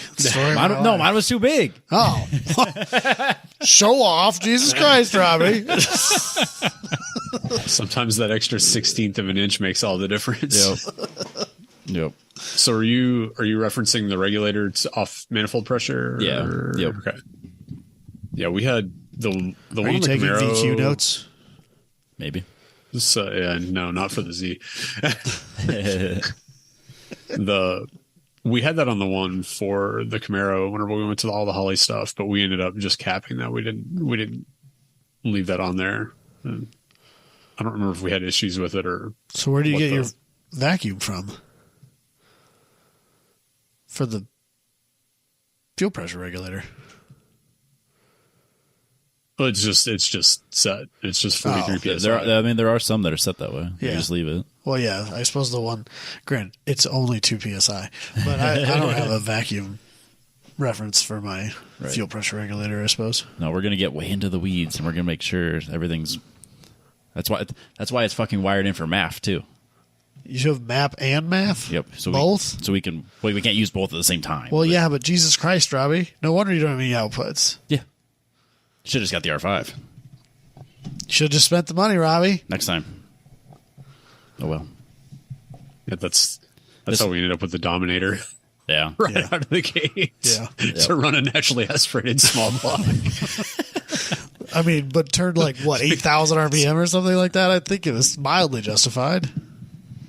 Yeah, but for the number of inputs and outputs we used, we had like. I mean, I suppose you're not even using. You open that screen in the EFI software, and it's like, and the first like 7 have something on. It's fine. Yep. The timing, intake, air temp, map. Yeah, I mean, getting it set up wasn't bad at all because like you basically go in and you set what you need, you find your sensors, and you just assign the wires to it. It's pretty awesome. It's CAN, baby, right? No, it's not. I don't have a lot of stuff on CAN. Not no, yet. You don't. I got my tire pressure sensors monitoring systems on what? CAN. You got tire pressure monitoring on that car? Yeah. Fuck me, Robbie. You so fancy. I track all of the data. You so fancy. And we're gonna get a little CAN keyboard thing, and then I'm just gonna have a button where I can hit record and then stop, so I know exactly what data I can send to Joe. You got to get those. I think it's Professional Awesome has some laser tire temp monitors. Yeah, there was a company. Cool. You need those for sure, Robbie. Wait till I get my update on the dash so I can do my more inputs. Actually, if it's CAN, it's it's way easier. I think I don't know. Slice clue. Yep, just daisy chain it all together and talk to it all individually. Yeah, right. Yeah, there was a company set up by us. I think I sent it to you at when we were at SEMA that did tire pressure, like optical readers like that. Tire temp, you mean? Yeah. That'd be so cool. Yep. That's some real race car stuff. That's when we're really getting into the weeds. And then, we got a dial for my traction control, so I can go basically off all the way to full wet. Robbie, Team Danny. Fucking choice, man. I mean, you do. Oh, yeah, that's fun. You could, be backpack Bob for the rest of your life. Yeah. Well, if I'm going to spend the money. But at least I don't have nannies. Yeah. That's what you say. Yeah, I don't want to do that no more. This is trying to be tired of putting this much effort into something just to be in the back. Yeah, there's definitely that. So we'll see. Yeah, I mean that's where we're at. Going to turn into the point counterpoint section of the podcast. Yep, exactly.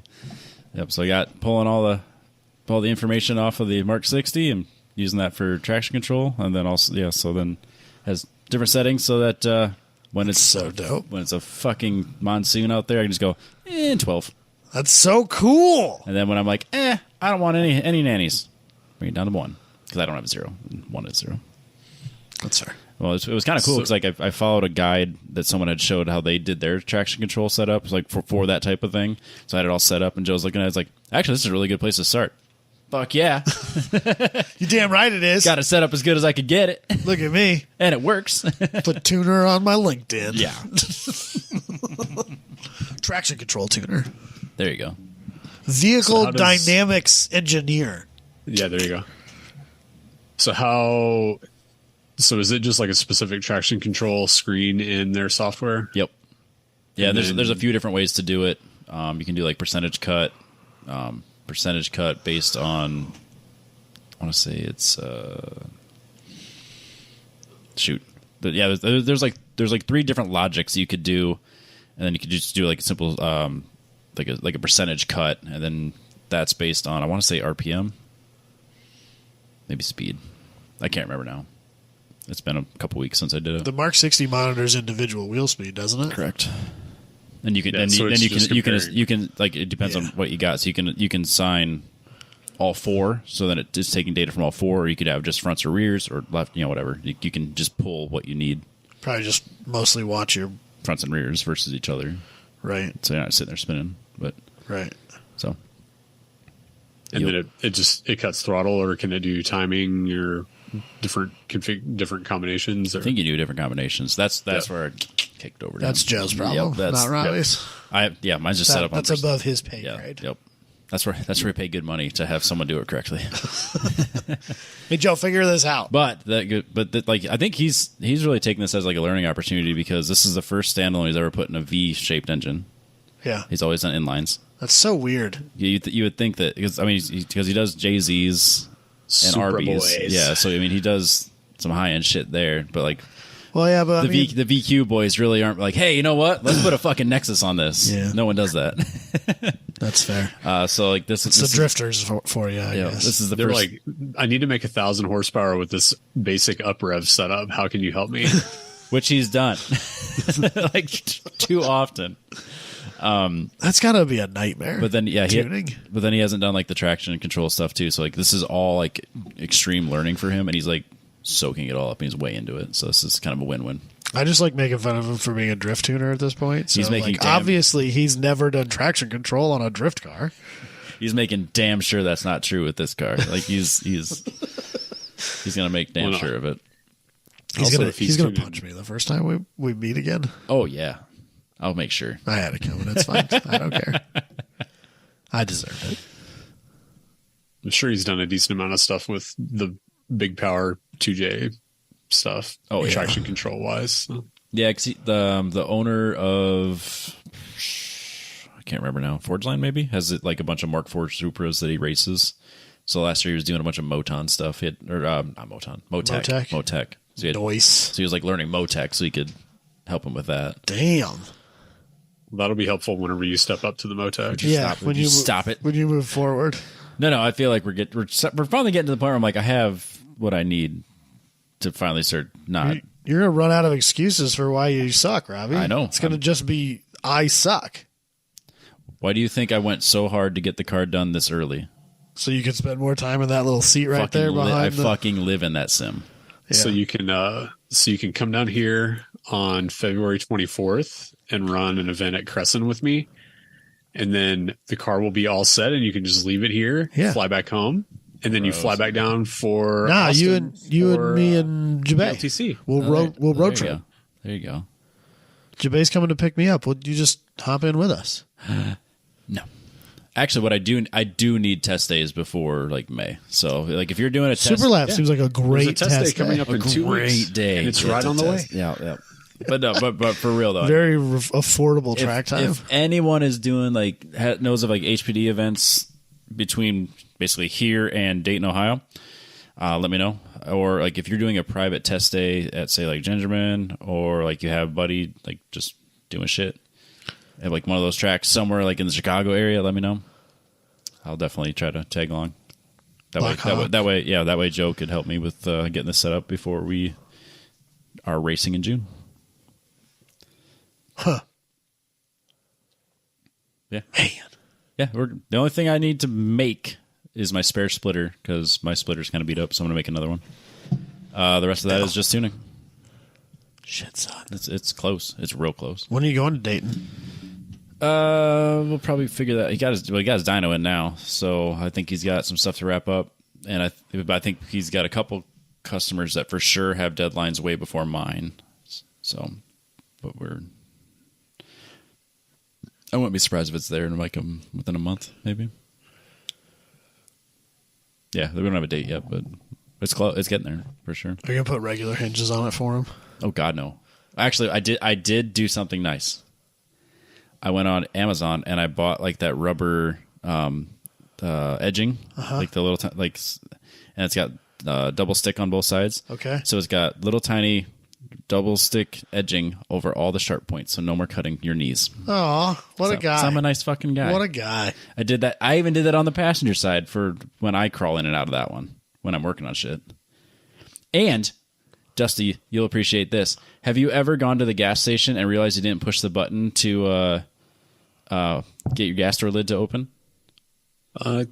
Yeah, most of the time. And then you have to walk all the way back to the driver's side and push it? Let me guess. Yours is on the passenger side? Mine's on the passenger side next to the fucking Japanese cars. God damn it.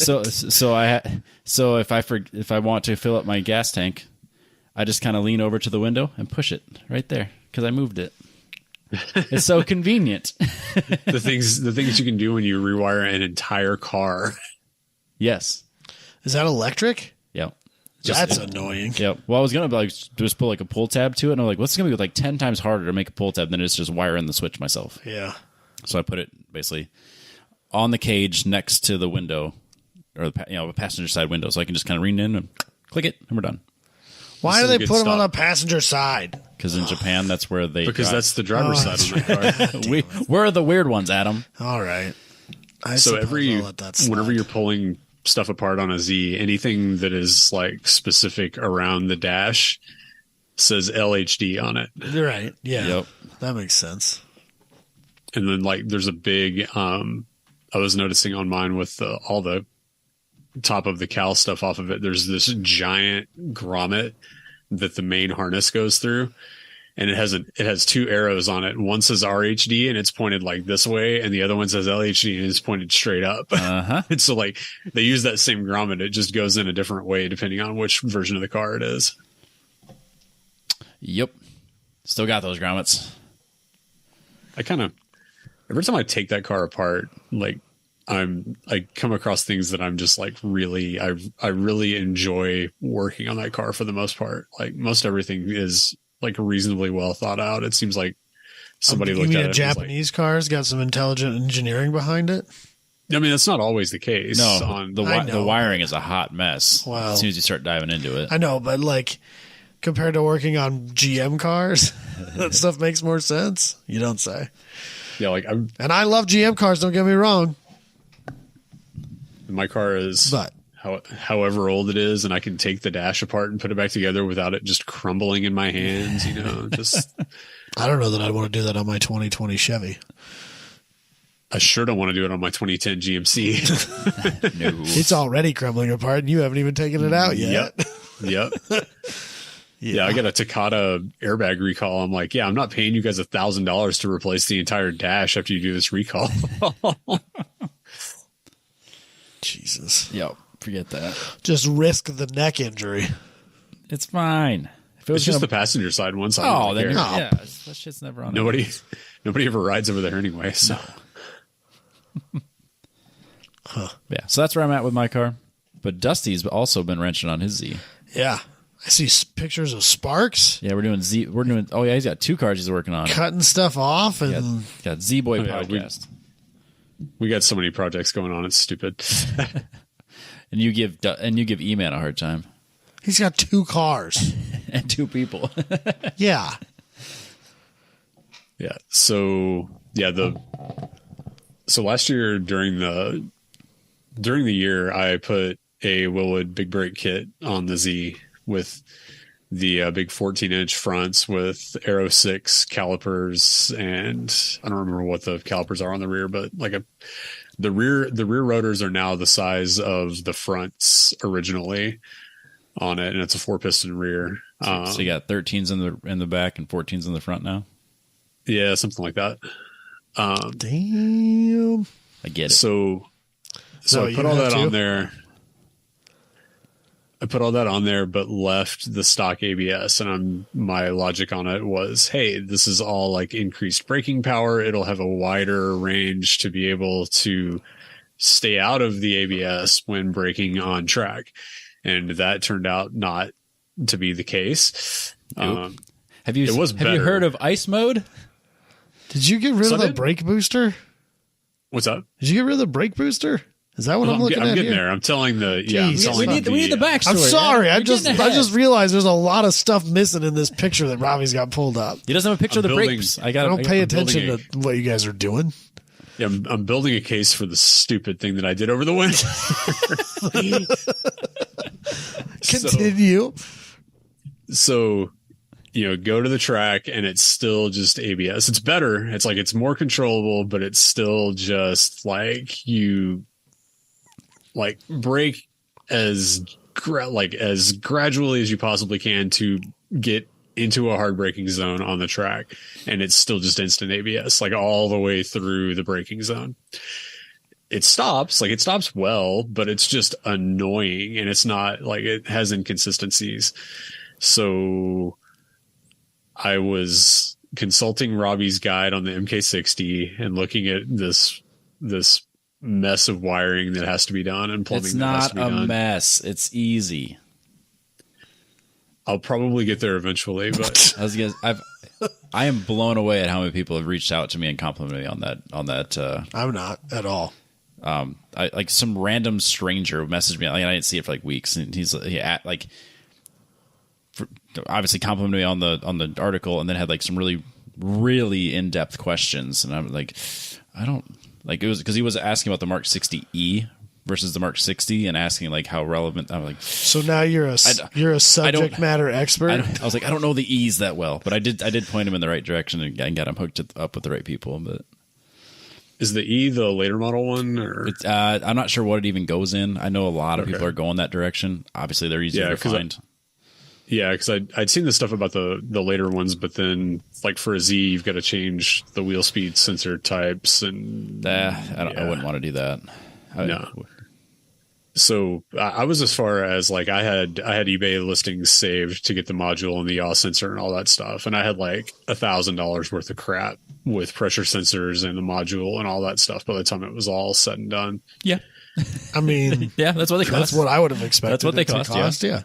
Yeah, it's worth it. And in the scheme of things, it was whatever after spending what I did on the rest of the brake setup. But, so then at the same time, so the Camaro has always been manual setup, Willwood pedal box, balance bar, dual masters. The truck is a Willwood pedal box, manual, balance bar, dual masters.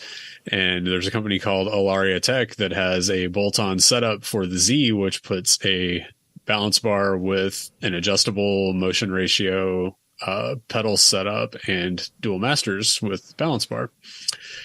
So in one of the Z groups, there was a guy that had listed one back in like June or July or maybe even April of last year. Didn't I send that one to you? I don't remember if you sent it to me or if I've sent you a lot of weird shit over the last year and a half, I bet. Yeah, we talked about it off and on, and I was like, this is absolutely stupid, but it would also make this car brake like my 50-year-old car that I drive all the time on track. Which is what everyone does, right? You try to make your cars older and worse. Yeah, absolutely. Yeah. So send him a message like, hey, if you've still got this, I'm interested. And like what he had it listed at was because like the bracket itself is only like $400 or something like that. But then you've got to buy the balance bar, the masters, and all that stuff to go in it. And he had it at a price that was a decent amount less, and it was already all set up, ready to go with 3 different size master cylinders. So hit him up. He's like, yeah, that sounds good. Oh, crap. Okay, I guess I just bought this thing. Awesome. So got it in, got all of the stock brake booster and stuff out. So the fun thing about a car that has CAN bus is all of the wheel speed sensors run through the ABS system. So if you remove the ABS pump and module completely, you have no speedometer anymore. Yep. So this goes into another one of my winter projects, which is learning how to use Fusion 360. And so you can unhull the pump off of the ABS module, and it saves like, I think I measured it or I weighed it, and it was like 6 pounds or something like that total with between the pump and the bracket that it was all mounted on. And just kept the electronic portion of it. So it's got this big harness that hooks up to it, and then whatever happens in there feeds back into the speedometer. So measured everything off of that and made a bracket that bolts up to it, and then just uses an existing bolt hole in the inner fender area, and drew that up in Fusion 360 and sent it off to Send Cut Send, and got a $37 bench metal brake and bent it up and got that put in. And then, took all of the brake lines from the factory, it's individual per corner coming out of the ABS module. And so I was able to like bend all those around and use a couple of brass tees. And so kept all of the original lines, just moved them around, and then ran just a front line and a rear line out of the master cylinder going over to them, and kept it fairly clean overall, I think. It looks really very good. Clean. It looks really, really good, dude. Yep. It's cleaner than my setup for sure. Robbie's over here like, Oh, no, I'm not changing mine. It works, but right. But so yours looks nicer. That is my dad's OCD, like coming through to me, like running, like he builds hydraulic lines and cylinders and stuff for a living. So like running brake lines is something that for a long time we're like, okay, we're going to make this, it's going to look clean. At least it might not be it's going to be the most tidy way that we can do it. So yeah, it took 3 or 4 weeks longer than what it really probably could have, because I was just trying to get everything in just the right spot, and like made a couple of brackets. Had to relocate the clutch master cylinder because the clutch master cylinder was right where the reservoir for the fronts is. And finally got it on the road last weekend. And took it around the block and was like, I'm just going to take this around and just give it a little test drive. It was like, it had been raining off and on, so it's damp. And then before I know it, I'm in the warehouse industrial district right by my house, just doing like 50 to 15 threshold brakes and like ripping the car back and forth because I hadn't driven it in a week, month and a half. So, do you like it? Are you happy with the result? It's cool. I'm excited to try it. Yeah, I'm excited to drive it on track. So it is a manual setup with race pads that want some temperature. So like the first couple stops driving it to work in the morning, it's like, give it some space, give it a little. What pads are you running? It's Willwood BP20s. So I want to go. I ran those. Yeah. I want to go up one step to the 30s. That's what we've always run on the Camaro. And they're a good balance between autocross and track. They've got a fairly high heat range on them, but like for an autocross, you can pull out of your grid spot and just drag your foot on the brake on the way up, and by the time you get to the starting line, they've got enough temp that they're happy. So I think I ran 2 sets of Polymatrix A's once. I was fairly happy with them. I mean, yeah, those are gnarly, crazy, super aggressive. Oh, so you're so dramatic. They're fine. For a street tire, they're crazy. So we got a set whenever we were tuning the setup on the Camaro. I was looking for that just like instant bite, like hard, snatch the car down real hard. Yep. And so we tried a couple different compounds, and we were like, screw it, we're just going to get the craziest, most aggressive compound they have. And you could hit them once and there was nothing, and then you could hit them the next time and it was instant lockup. There was no in between. No. And then we ended up on the truck, like we used some of the old stuff off of the Camaro on the truck, like for the front brakes and the rear brakes. We ended up accidentally getting the rear Polymatrixes on it, thinking they were BP30s. So the first time we took it, we're just like pulling bias back and pulling bias back and pulling bias back. Stuff just kept locking up. Dope. Jesus. So he got those swapped out, and he was like, yeah, it's a lot happier now. Weird. So where's the Camaro at? Because it looks like you've been doing some things. You've been doing lots of things. And I want to know. So the Camaro is the other half of my winter quest. Is that a Z28? No, it was a plain old 305. They're not both Z's then. Shoot. No. 305 turbo 350 base model car, nothing fancy, but so we've now pulled. So like in 2018 we redid all of the front suspension except for the steering stuff, and then now we were super proud of that, and it worked really well, and we put these custom valve shocks on it and all of, and we've cut all of that off. It's all gone now. Okay. So it's bare frame rails coming up through the middle, and the place that this started was it's getting an LS and it's getting a daily dry sump on it. So the bottom third of that is very wide, and the stock cross member was big and heavy and ugly. And whenever we redid the suspension originally, we didn't like how the lower mounts ended up. So we're basically I'm designing a like front and secondary cross member for the front that'll be all of the suspension mounting points, motor mounts, and all of that stuff. I'm designing in Fusion 360, and I'm gonna send it out to send and get all the stuff cut exactly like we need it for all of the like the lower arm mounting points. And then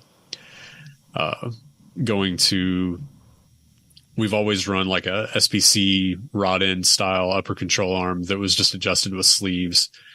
And we're going to more of like an asphalt late model style, like Joe's shaft mount upper control arms, and kind of simplifying things where we'll align it just with shims and slug packs instead of having to, instead of doing all of the adjustments with changing the length of the sleeves on the upper control arms. So should get it to where the alignment would move around from, through the season. We'd have to align it 2 or 3 times because those arms, I don't know if they would loosen up some or, what was taking place. But so kind of a few different philosophies on how we're doing all that. And then it's getting it was still just a steering box setup. So we're putting a sweet, like circle track style rack steering setup on it. So So all of this together, we should be cutting a significant amount of weight off the front and then going to an aluminum block, 427 LS. Are you still running a cast block? Small block? Yeah, it was a Dart cast block. Oh, dang. So it's not as crazy of a weight savings as I would really like it to be. Yeah. But it's like 100 pounds or something. If you have aluminum heads, it's not that much of a difference. Yeah, because an LS block is gigantic. Like there's just which is so hilarious much going because on. it's also tiny. Yeah.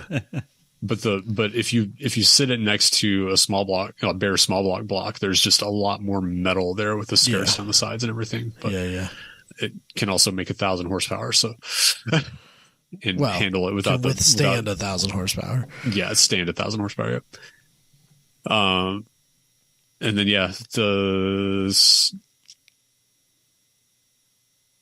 all the suspension's getting redone on the front and engine set back a little bit further than what it was.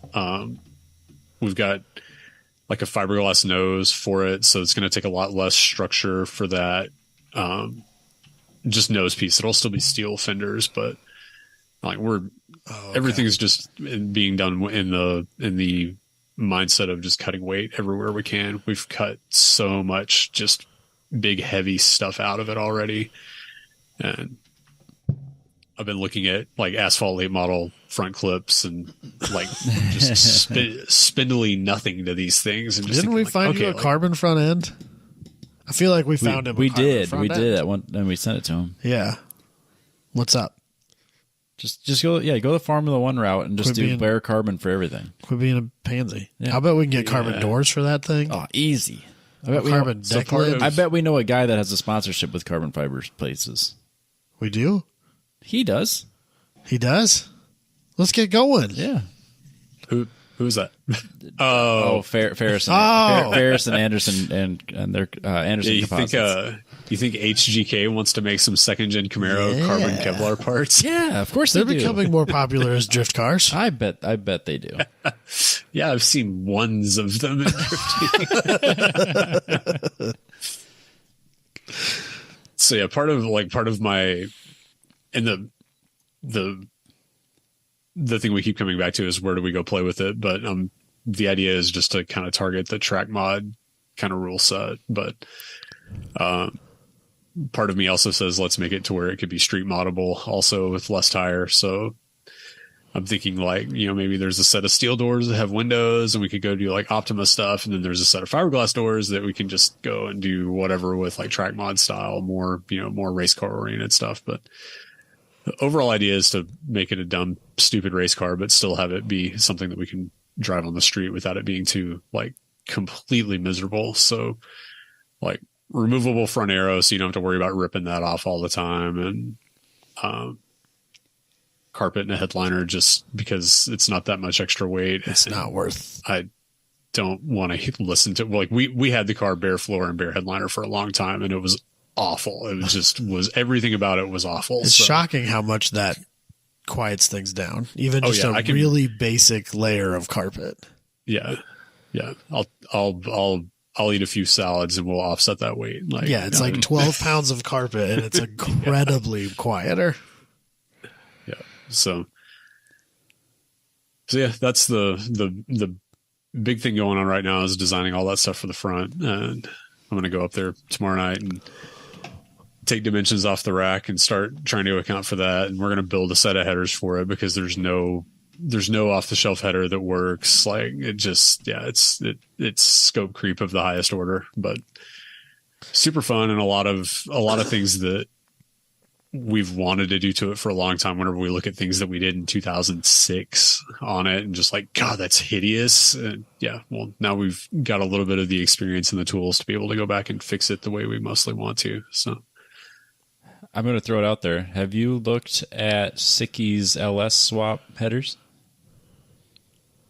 I haven't. They squeeze them into a 240. I'd be curious how well that fits. Yeah, I'll have to look at that. I hadn't thought about them.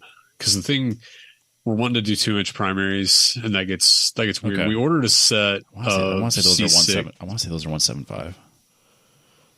Yeah, at least I'm at digging least deep at this point. Yeah, we want to be at least inch and 7/8, and we're like, if we build a set, we're just going to do 2s. Sure, just that way. It's just there's no question that the exhaust is plenty big for what we want to do, and that'll be overkill for what we're doing. But yeah, I want to say they had an 1 3/4 option and then an 1 7/8 option. Yeah, I'll have to check that out. What are you hoping to make with that LS? Like, do you have a target? Well, he's still debating a bunch of different stuff. I got a picture of some AFR heads the other day. So because we got a Texas Speed 427 short block, and then he got a set of AFRs. I think they call them like mongoose heads that they flow like nearly 100 CFM more than what our AFR small block heads did. Just something stupid. Like, it's just not fair. Like, Jesus Christ.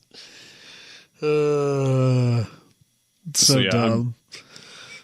I'm thinking that we can make it pump gas friendly and still probably make like nearly 100 more horsepower than what we did before. And I'm not at a point in life where I want to make 1,000 horsepower. I don't really do you consider E85 to be pump gas in Texas, or is that not what you mean? No, for the track we'll run like 100 or for the track we'll run 100 or 110, but it would be something where just to go cruise it, you could run it on 93 and maybe do a secondary tune where we can back timing off or something like that a little bit. But especially with EFI, we're not as worried about it. Like he's talking about like 12 1/4, 12 1/2 to 1, something like that pretty easily. So Jesus. I like this. I can't wait a lot. So 2025 then, right? No, this will be ready for Road America. Yeah, 2025. No, 2024, July. Be a great place to debut it. So he keeps trying to put a timeline on it, and I told him same. I've been telling him the same thing I did with the truck. I was like, we're going to do it the way we want to, and it'll take as long as it needs to be done the way we want it to. That's no fun. Like there's a lot of things on the truck that turned out like pretty damn cool. Like even if we say so ourselves, so it's kind of like, okay, well now we kind of have this thing in our heads of like, okay, well we can do something like that. Well, this car needs to be done to that level too. So it just keeps spiraling, but it's going to be a lot of fun. Same color. We got a wild color picked out. It's got to be that. It's got to be that color, and I still go back and look at pictures of it with the two-tone with the black, and it just that car just looked mean as hell like that. I like it. So we were looking at trying to get it down lower, but until like you either have to set the tires in further, or you got to like flare the hell out of the fenders and get it to where it doesn't really look like a Camaro anymore. Box flares. No, yeah, I don't.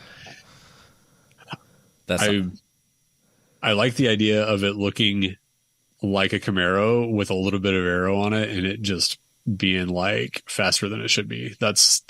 Yeah, I get it. That's where I keep coming back to. It's just like, because we actually talked to our body guy about like, how we could.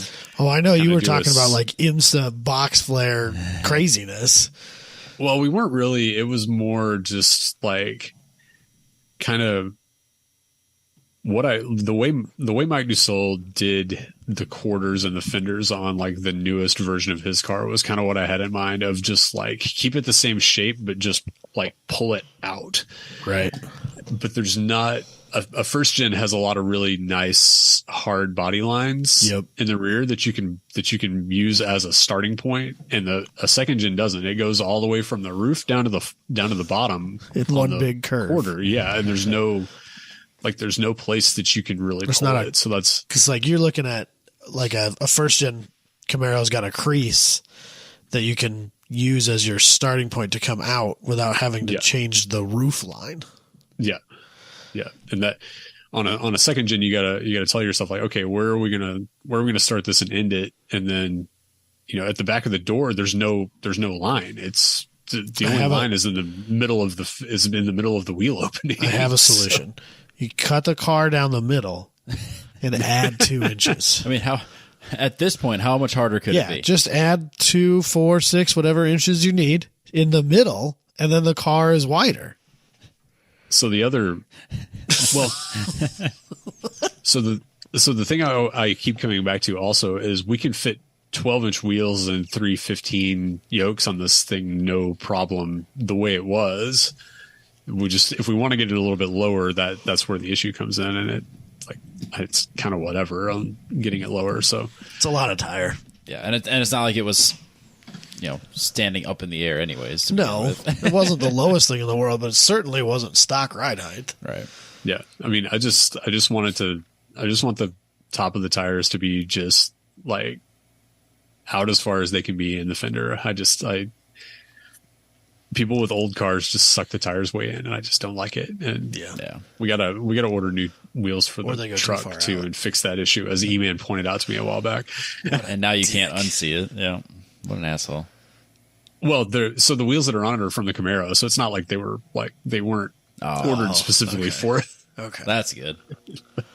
Don't worry. Just wait till he gets one of his projects done, then we can poke at that and tell him everything's wrong with it. Yeah, return that favor. Yeah, not that I've ever talked, but we'll be waiting.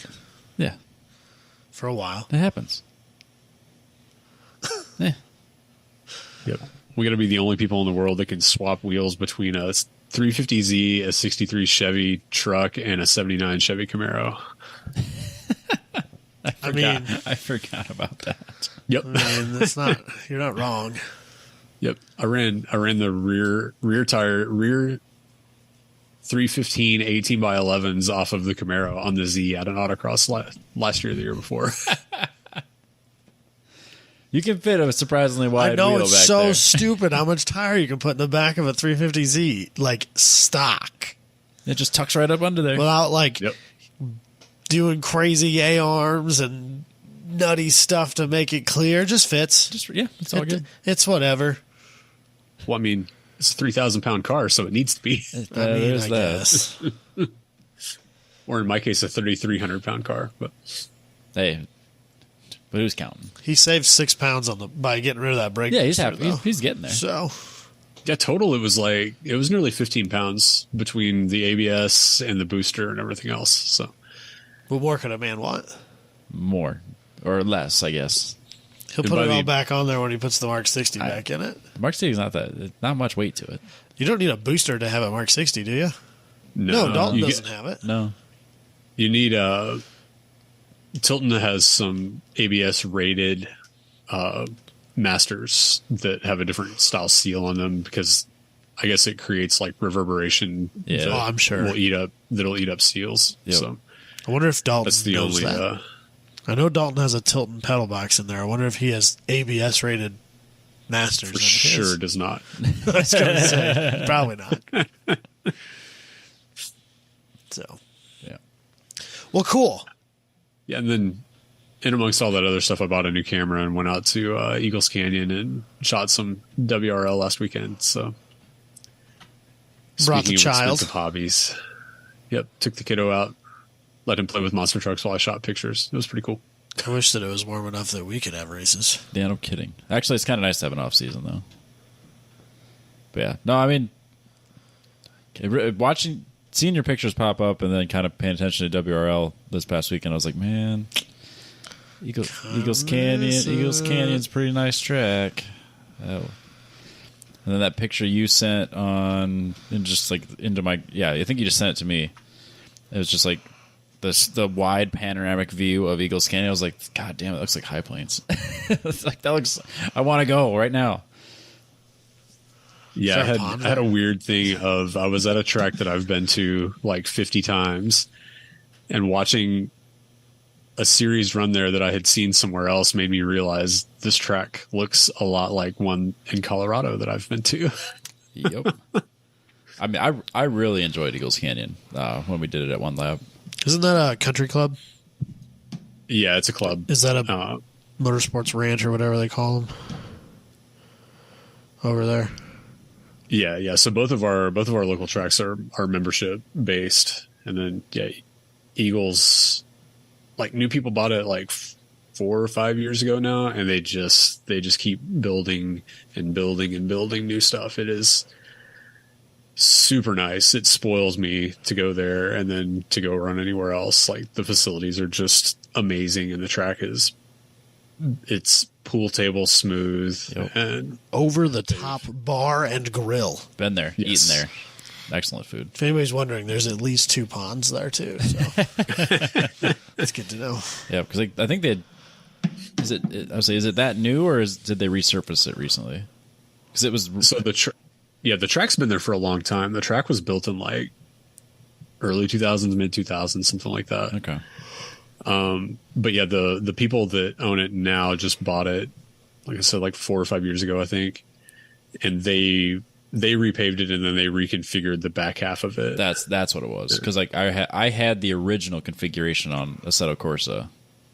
Yeah, So you did that at one lap, right? Yeah, which was really gosh damn confusing when they didn't have. When I showed up and it wasn't the same configuration. Why is this going left? I'm supposed to go right. But then they also were going to split it up to do 2 different configurations. So you ran configuration 1 during the day, configuration 2 during the afternoon.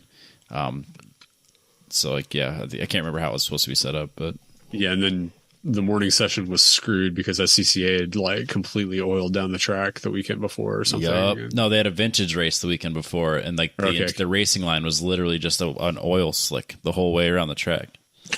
Because like they went out and just like dumped powder like literally the entire length of the track because it was just they're vintage cars. Yeah, they just dripped oil the entire. That's how they run the whole thing. Jesus Christ! Now I remember explicitly seeing Tom O'Gorman come around the corner on cold tires to go for his hot lap, completely fucking sideways in that ZR1, and just like the puff of like powder from the oil dry coming up behind him, and like you think he's gonna lose it, and it just catches it and just gone. Fucking rocket ship. It's not fair. Anybody else would have lost it. Oh yeah, I was surprised at how out of control it looked for him. And Tom was like, "Oh, I was here for track night 4 years ago. It's fine. I know this track." Yeah, probably. That's that autocross background coming into play. Yep. Yeah, I walked it. It's fine. Yeah. I know everything there is to know about it. I can be within a half a second of the absolute fastest that you can possibly go in this car. It's my second lap. That's all you need. Or like David Widener told me one time that he would purposely go to at least one event a year where he didn't walk the course just to make himself get better visually about looking up. Okay. Training is training. And he would still set FTD by like the third run. Yeah, there was a guy when I still autocross regularly around here, and there was one event we had at Adventureland, and he went and ran a 5K and showed up second heat and took FTD or went straight to FTD in his first run. Didn't even walk it and ran a 5K in the morning. Like, you just go away. What are the rest of you slackers doing? Yeah. But then what blows my mind is that, like, I mean, that was a street touring prepped Mazda RX-8. And so, like, it's not a crazy build, but it's a good fast car. But like, it really shouldn't not that fast be doing raw FTDs in a street touring prepped RX-8. You really shouldn't. You know, like, there should be a car there. Yeah, it can be. That's STR, STX. I don't remember. STX, I think. Maybe those are our cars. I don't remember. But either way, like, okay, fine, whatever. But then he would go to nationals and he'd be like a solid mid-pack in the class. And you'd just be like, fuck me. Those people are insane. Aliens. Yep. Yeah, nothing like watching the guy that's handed you your ass all year long by like seconds. Just go and get it handed to him at Lincoln.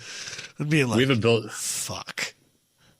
a built-in excuse down here because we have nothing but like terrible asphalt courses to run on, and everybody gets up there and they spend 2 days running on the test and tune course just trying to figure out what to do with all that grip on the concrete. They just have they get up there and they're like, I don't know what to do. The car doesn't do anything that I want it to do because it's just stuck. It's too good. Yep. But yeah, it's a very humbling thing when you see that. difference. You're like, yeah, that guy's really fast. No, he's average at national level. Yeah. Fuck. Especially STX and STR. Those classes are absolute murderers row at nationals. Right. Yeah. So, yeah. All right. Well, we've only about 2 hours and 10 minutes in. I think we got about halfway. No. I'm so tired, Robbie. This isn't slipping. We're not. I want to go to bed. Yeah, the rest of the Hey, there it is. I had to slip one in there. Bed. What I meant was the rest of the episode is on my Patreon where you can pay money to listen to it. Rude. I love it. And we're going to cut out all the ads too. Yeah, we cut all the ads. No ads. Anyways, Dusty, thank you for coming on and providing content to the show. Yep. Enjoyed it as always. Don't worry. We'll talk after Super Lap. And probably before then and probably a bunch after that. And we'll just have you on all the time. So I took off Super Lap, so apparently I'm going. Jabay said that he would drive the extra 2 hours to get me. That's how much he wants me there. Is he dragging the dyno down there? Yes. Nah. Now I know why he wants you. I know. He promised me podcasting and fishing. So. That fishing seems like a hard. Oh, when that track goes cold. All right. Dusty will find me in the pond over by 9? No, it's not 9. The corner before the back straight. I need you fishing in the fountain thing in the main plaza. That's what I need to see. I mean, for a photo op, they need to get the porn plaza so I can go fishing in the grotto, just for the photo op. Yeah, I need to hit every time I think I need to hit him up about whether he still wants me to be an esteemed member of his media team. It's like Road America ticket day, and I hear that things are going haywire. Yeah, they were like 45 minutes delayed today. Yeah. I'm like, oh, I should bother Jabay with this thing, and then I realized that something you picked the worst day way ever. bigger, way bigger than that is happening that day because there's always something way bigger than that. So it happens. But yeah, anyways, he'll see you soon. I'll talk to you soon. Thanks for coming on, and we'll catch everybody. I'll see you on the 24th when you come down here for your test day. I like it. Ideally, it'd be in Dayton, Ohio by then, but we'll see. We'll catch everybody next week.